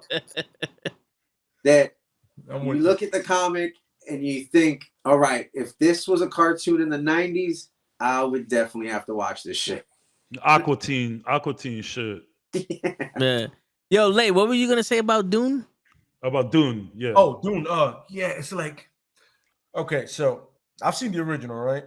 And then I see this shit, and I'm like, no, fuck spoiler. It's been out for long enough. I don't give a shit. Yeah. So introduce cool characters, and then nobody makes it to part 2. Really? Yeah. Nope. Well, not at all. I remember enjoying Dune. Introduce part 2. None of them are gonna be there. I've been sitting here for 3 hours. Go fuck yourselves. Give me something. Yeah. They spent that whole time on those cool characters, and they gone now. I was enjoying Dune, but when we had like 15 minutes left, I'm like, man, are we gonna get to where we're supposed to go? Oh, yes. Because I knew it was gonna be like, I knew they were shaping this out to be the next Lord of the Rings. But dude, I mean, even Lord of the Rings, each of those had an ending. It was open. It was maybe a little ambiguous, but it was an ending. This was like an end of a chapter, and it ended so abruptly. It was like, that's it. And I actually enjoyed it. I was very interested in the story of Dune. I was very interested, and I seen the original, but I was like, what? It was. I gotta see it. I still haven't seen it. Look for this. Remember, you're watching chapter 1. Just keep that in mind. Yeah. Okay. For the first time. For the first time in a long time. time. You told me that. Yeah. I enjoyed Jason Momoa's performance, right? Because he was literally playing himself. He was actually he was playing himself. You know, like they didn't stretch him. Like, yo, the way he is, like a big brother. You know, if you see him, he was playing a more chill version of himself, though, where he wasn't trying so hard. Exactly. Because he tried. You're like, yo, for the first time in a long time, I actually like this guy. Yeah, I felt. And then, yeah. I mean, and it's funny because the first time in a long time, you're like. And it's funny because when he goes, it's like that's the coolest scene in the movie. He's like, "Oh, he about to nope." But you know what's funny? The funny part is, in Games of Thrones, they didn't give him the decency to go out like that. Nope. No, no, they did not. I'm gonna make it clear to you. Like when I watch shows, I get attached to characters real quick, right? Yeah. For Games of Thrones, I clearly got attached to him, right? You know, he's a big bad dude, badass dude. All of a sudden, like he gets sick. Ironically, in Walking Dead, Shane, who winds up playing the Punisher, nobody saw that coming. How he dies, I was like, and then I stopped watching the show after that, and people get mad at me like, "Yo, that's my character. I don't give a shit anymore. You just lost me. You lost me because my guy is gone now, or the woman, or whatever. You know what I mean?" Yep. So they got to think, what's the next character? Who's the character they're gonna have to replace that character? How are they gonna keep you? Like, yes, stuff like that. Yeah, you do get attached, but I do like seeing, because since you told me the whole crew like dies off, I like whenever they kind of do stuff like that, like kind of like Suicide Squad. One. I do like that. That taking you for a ride, like you get introduced to all these characters, then all right, that's not who the squad is. What's the squad over here? What's that movie that Chris Pratt just did, Day After Tomorrow? Yes. That motherfuckers just dropping down, dying. They're just dropping. The Tomorrow War. Tomorrow War, that shit. Yeah. But, yo, people just dropping. Bump. I was like, yo, what the hell? Yeah, I do enjoy that. Like, you know, sometimes it's okay to like, just don't play by the rules, man. Like, it's okay. Yo, make some people die. But if you're gonna do it right. Yeah, you know what I'm saying? Yeah, you're right. You know, you can't have a speeding car and be like, yo, this nigga's gonna crash, and then he stops and then gets out and has a heart attack. Yeah. It don't go together. It reminds me of Final Fantasy VII. I know I'm bringing in a lot of video games. I'm sorry, but Final Fantasy VII, incredible video game, one of the greatest RPGs of all time. What that game did to people at the time, it gave us one of the best female characters of all time. She was one of our love interests because Cloud, the main character, was just getting it from everywhere. She was introduced, like he was helping her. She comes into the party. She's like this happy-go-lucky person, but she's like really important to the story. They made us fall in love with her. And then halfway through the game, they just murder her. Like, yo, sword. So the main antagonist in that game is called Sephiroth. It's about like a fucking, like, I want to say like a 7-8 foot sword. It's like lengthy. And my man just drops from the rafters and we're like, in a video game, I've never seen this. No one kills Peach. Feel me? Like, no one, like, you know what I'm saying? As far as female characters went, as far as any character went, we don't kill off main characters. So for you guys to make us fall in love with this girl, like as a character, I mean, not that weird shit, because I know dudes be looking at these games a little too close. You know, like there's a world out there, but like to take her away, bro, that was crazy. So like, that was like, are you paying attention? Like yo, like this is, hey, what's up, Gigi? Thanks for stopping by. Hi, you know, Gigi. So like, this is like the type of shit. They're like, yo, like I'm glad they fucking did that. Like, yo, like this is the kind of game you're playing. Anybody can get it right now, even the main character. If we want, we might fuck around, do something. But like, man. And they brought her back, and like they didn't bring her back, but like the remake just came out, and there's something very interesting with that remake and her character. But like, man, seeing that shit, I was 12. And I'm like, man, I've never seen that in a game where you just kill off a main character. So like when they do that shit in movies, bro, like sometimes you think about it like, man, like, is this really gonna go down? Like, you know, a lot of movies. I gotta say, it's during certain comics. I was about to say, have you read The Deceased? You ever see Punk? Have you read The Deceased? The Deceased have comics? Have I read Deceased comics? Yeah, DC The Deceased. Like, you know, it's like okay. So there's I'm not gonna spoil it for anybody, but if you read that run, right, it's Deceased, it's like a zombie kind of thing. You read it, that first comic, you just go, it's taking out everybody. No, but you gotta understand who's being taken out. And right here, last panel, I'm on some like crying. Damn. Wow.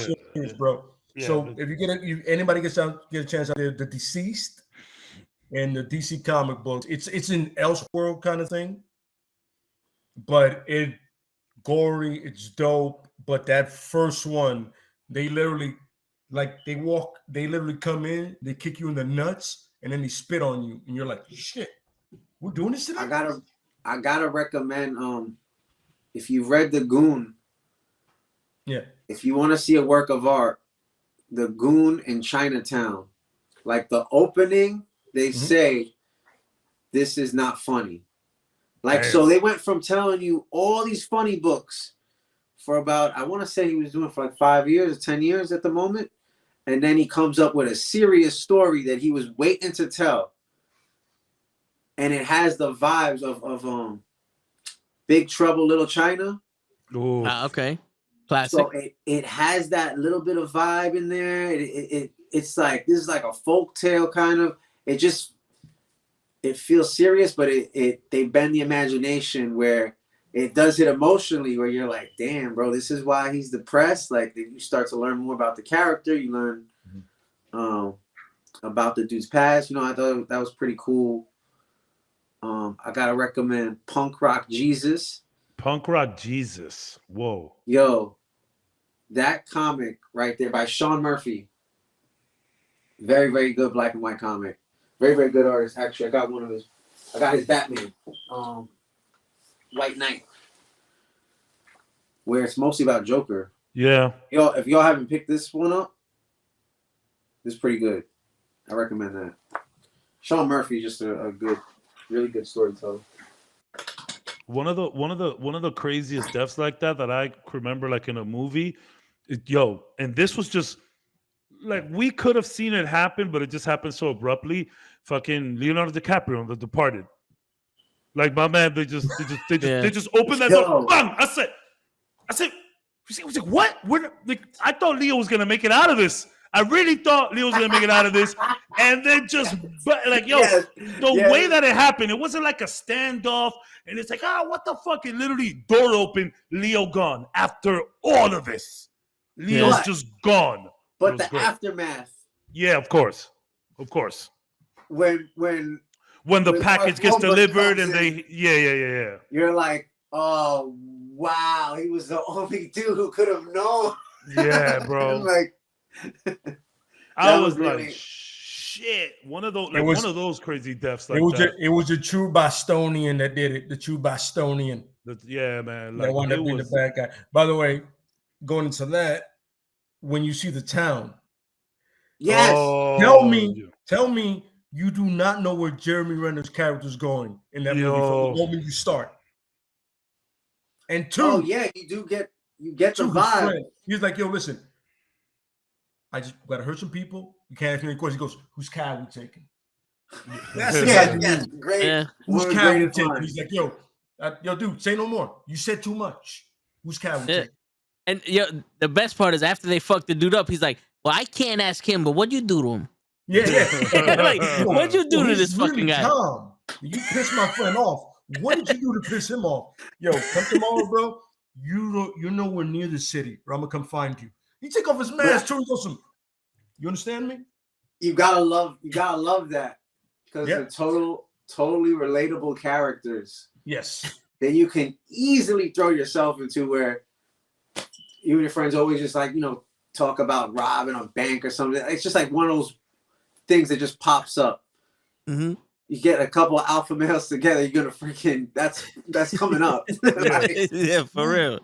That's the funny part. You sit there. I bet if we planned it well, yeah, that's we could probably rob a bank, son. What do you think? Yeah, you're also. You don't give me that goddamn. I agree.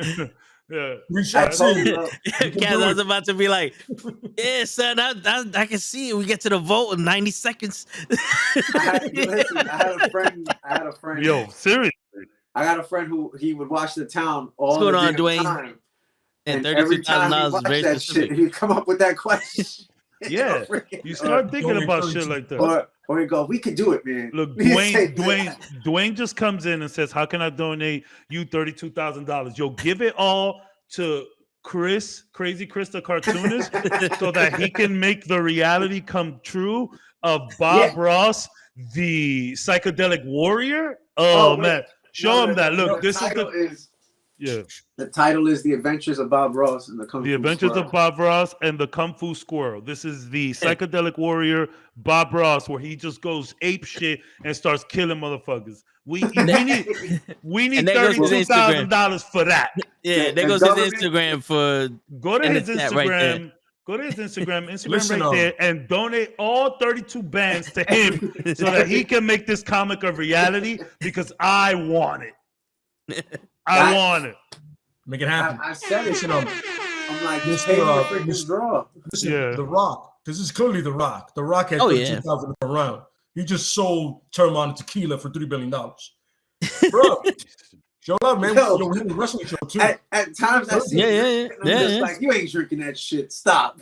Yeah. He's not drinking that at all. At all. This is how good wrestling is. The Rock is the most liked person, right?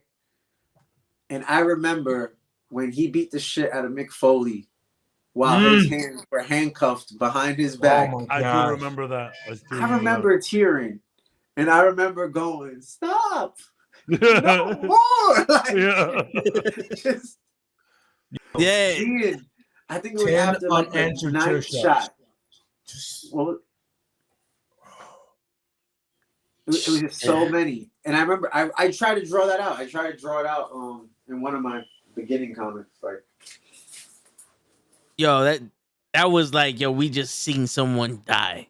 Yes. Yo, it felt so traumatic. And then Gigi, so you don't even know, like, Bob Ross, a killer. Like, you have like some of what this guy's talking about is that, like, if this were to happen, he would go to like different Saturday morning cartoon universes, right, and just unload. Please tell her, please. Well, when I go to that PBS, the Bob Ross Kills the PBS universe, that's that right there.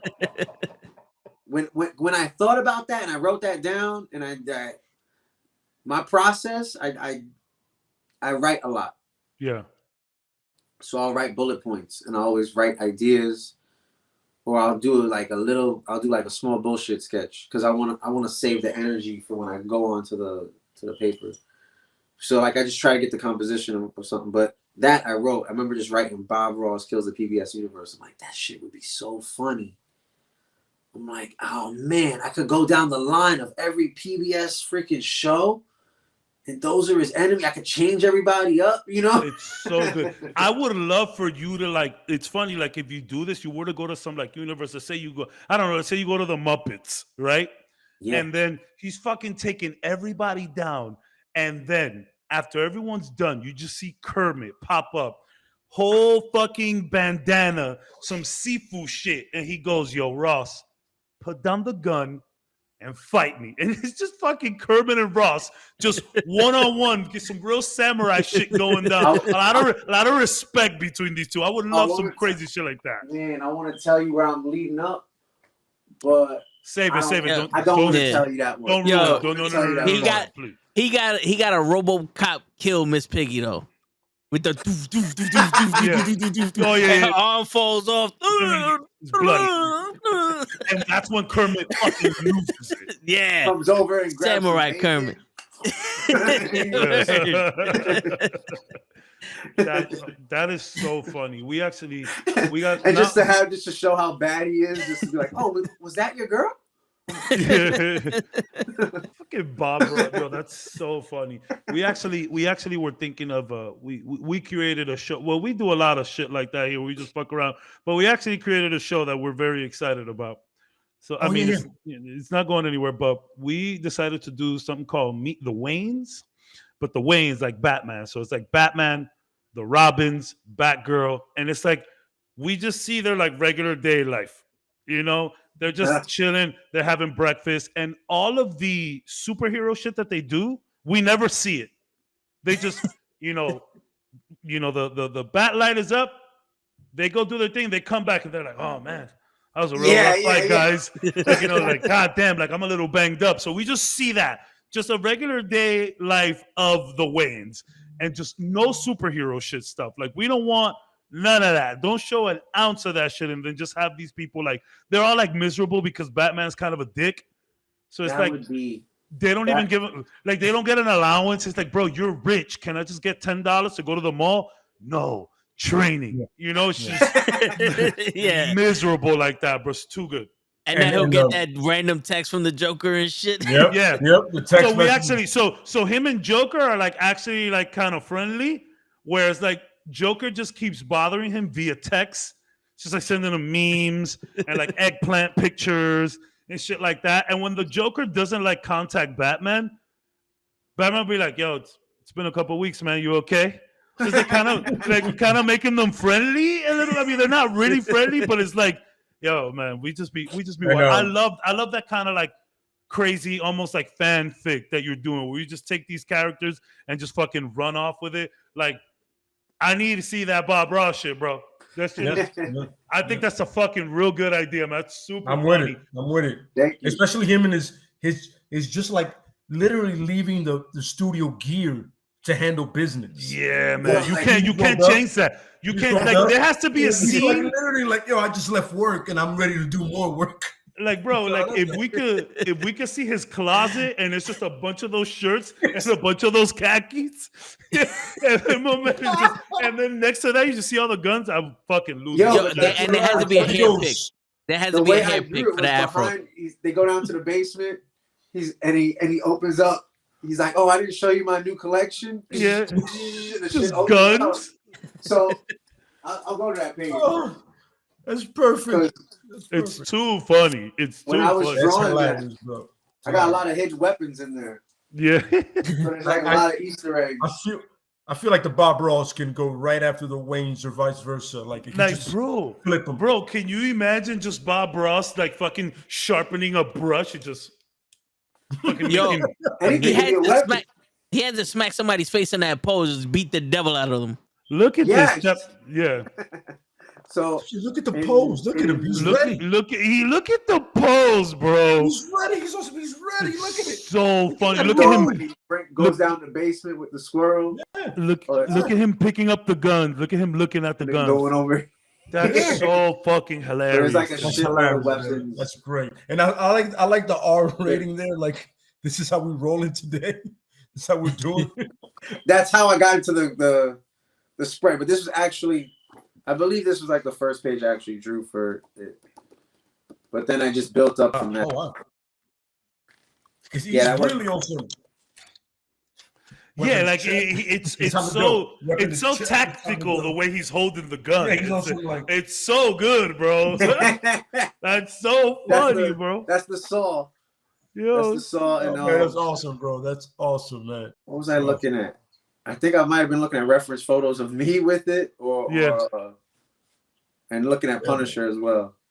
But yeah, I looked at a bunch of my freaking photos. But there's a lot of fake.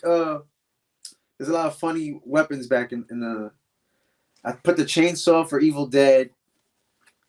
Or I got Negan's bat from. Nice. From Walking Dead. Yeah, I got Raphael's size. I was gonna say the size. I was like, where are the size? I got a bunch of shit. Nunchucks, of course. You gotta have nunchucks. There's all types of freaking gimmicks. What kind of 80s baby would you be without nunchucks? What are you doing here? What are we doing? Word. Ladies, baby, without nunchucks. What are we doing? And like Yeah.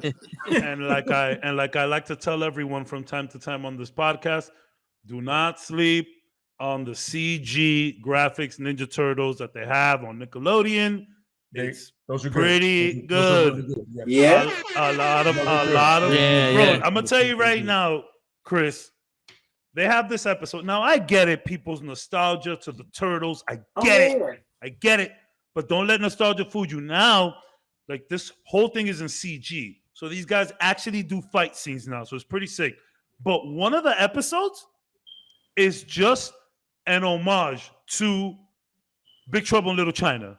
Where the three turtles besides Leo get the straw hats and they have the things. They open like April, because April's young in this shit. She's like really young. Her and Casey are teenagers in high school in this. Yeah. So she finds a knife and opens it, and Lo Pan comes out that bitch. It's legit Lo Pan. He's doing the thing. Bro, it is an incredible episode. He's doing all of it. It's his voice. I mean, well, if it's not him, it's someone who clearly was brought in to sound like him. And it's just so, they have so many crazy little things like that. They have a whole episode that's like animated in the old school style of Ninja Turtles. Like, bro, my son used to watch this. And one day I'm just watching it with him.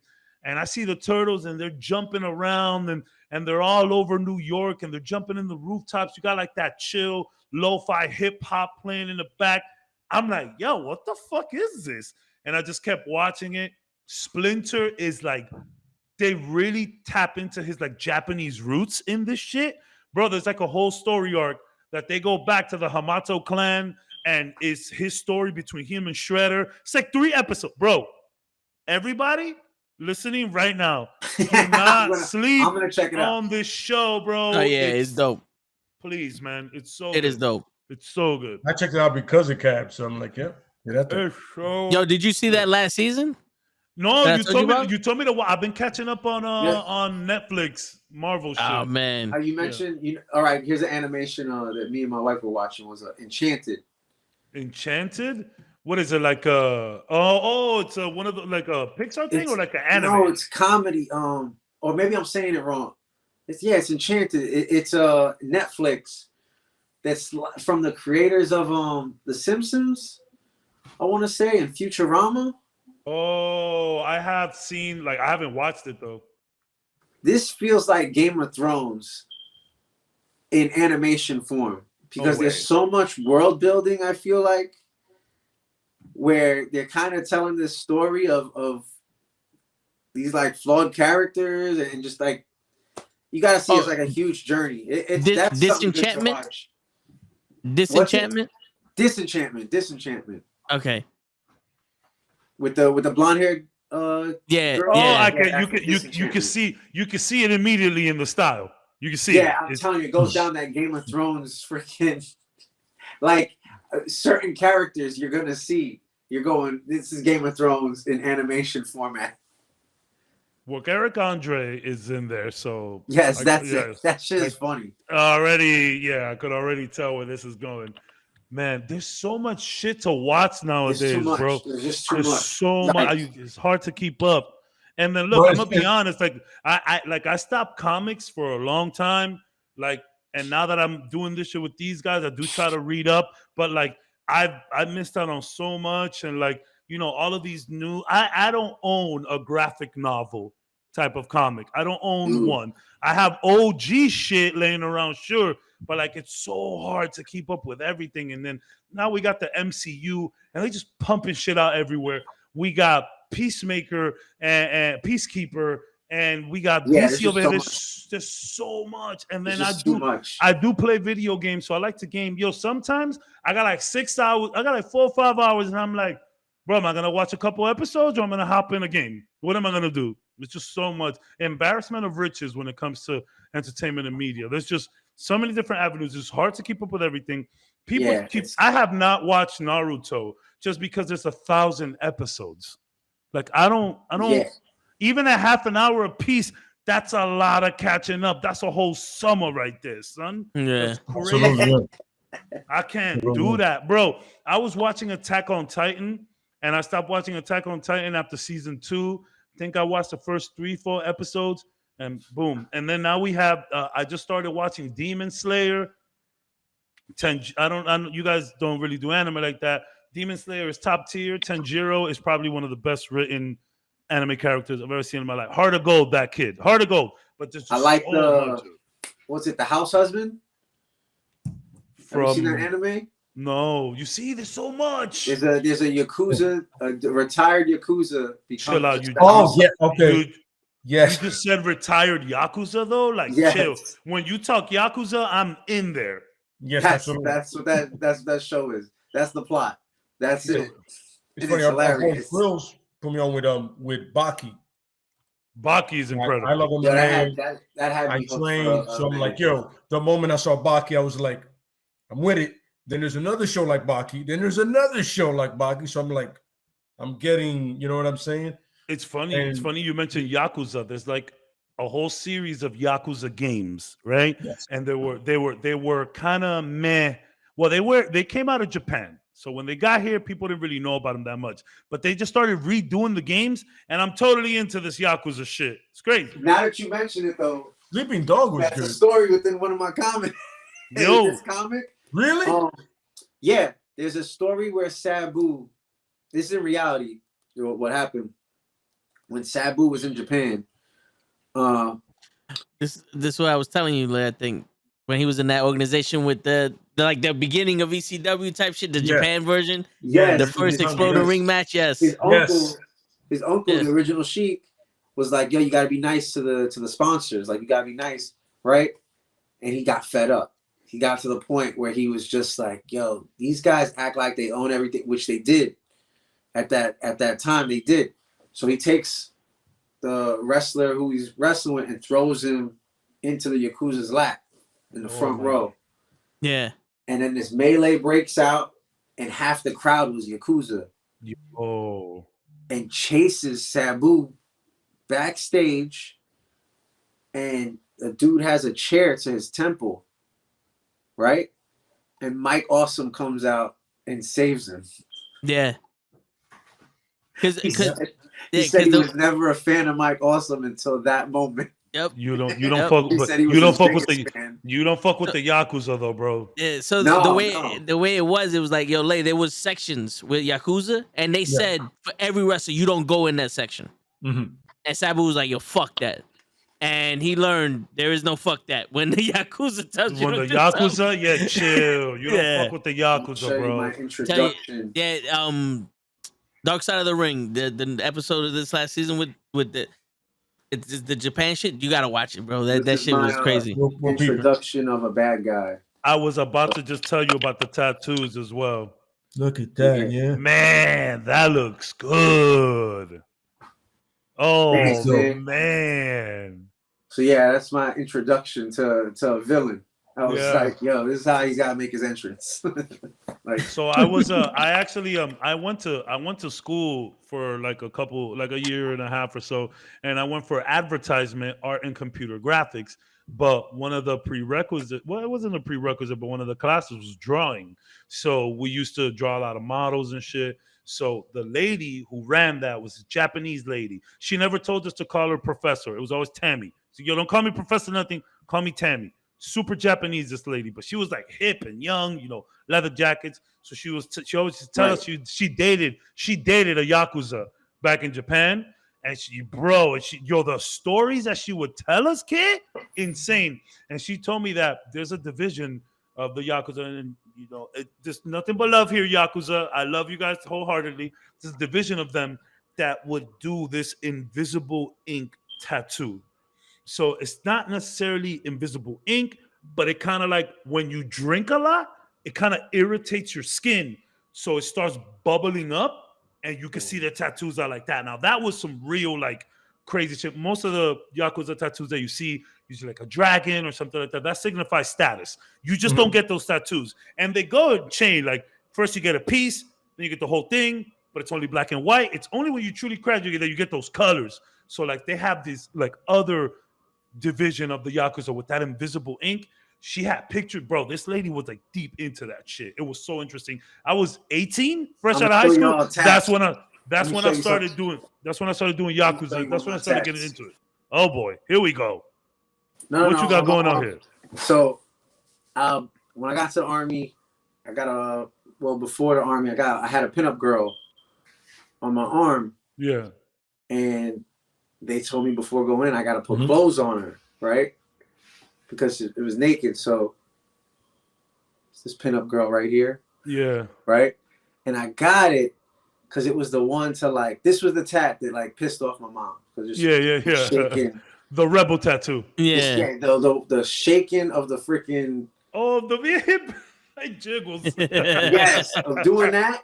Going by, mom, right? Yeah. Did that. Oh my God. My mom flipped. She was like, titties. He got fucking titties on his arm. Oh my God. She freaking. That was the one that made her spaz out. Damn. Yo, Chris, we appreciate you coming on the podcast with us, man. You definitely gotta have you back, man. We gotta have you back. Yeah. Thank you so much. We probably gonna have to have you on the wrestling one too, so we can talk wrestling. These. Right now, I'm not at a convention, but March 11th, I'm gonna be at the HOG show, the House of Glory show. So, you catch me before or after. I'm gonna be selling some of these comics. I only got a couple more of issue 1. I gotta get more, and issue 2 is freaking going out like hotcakes.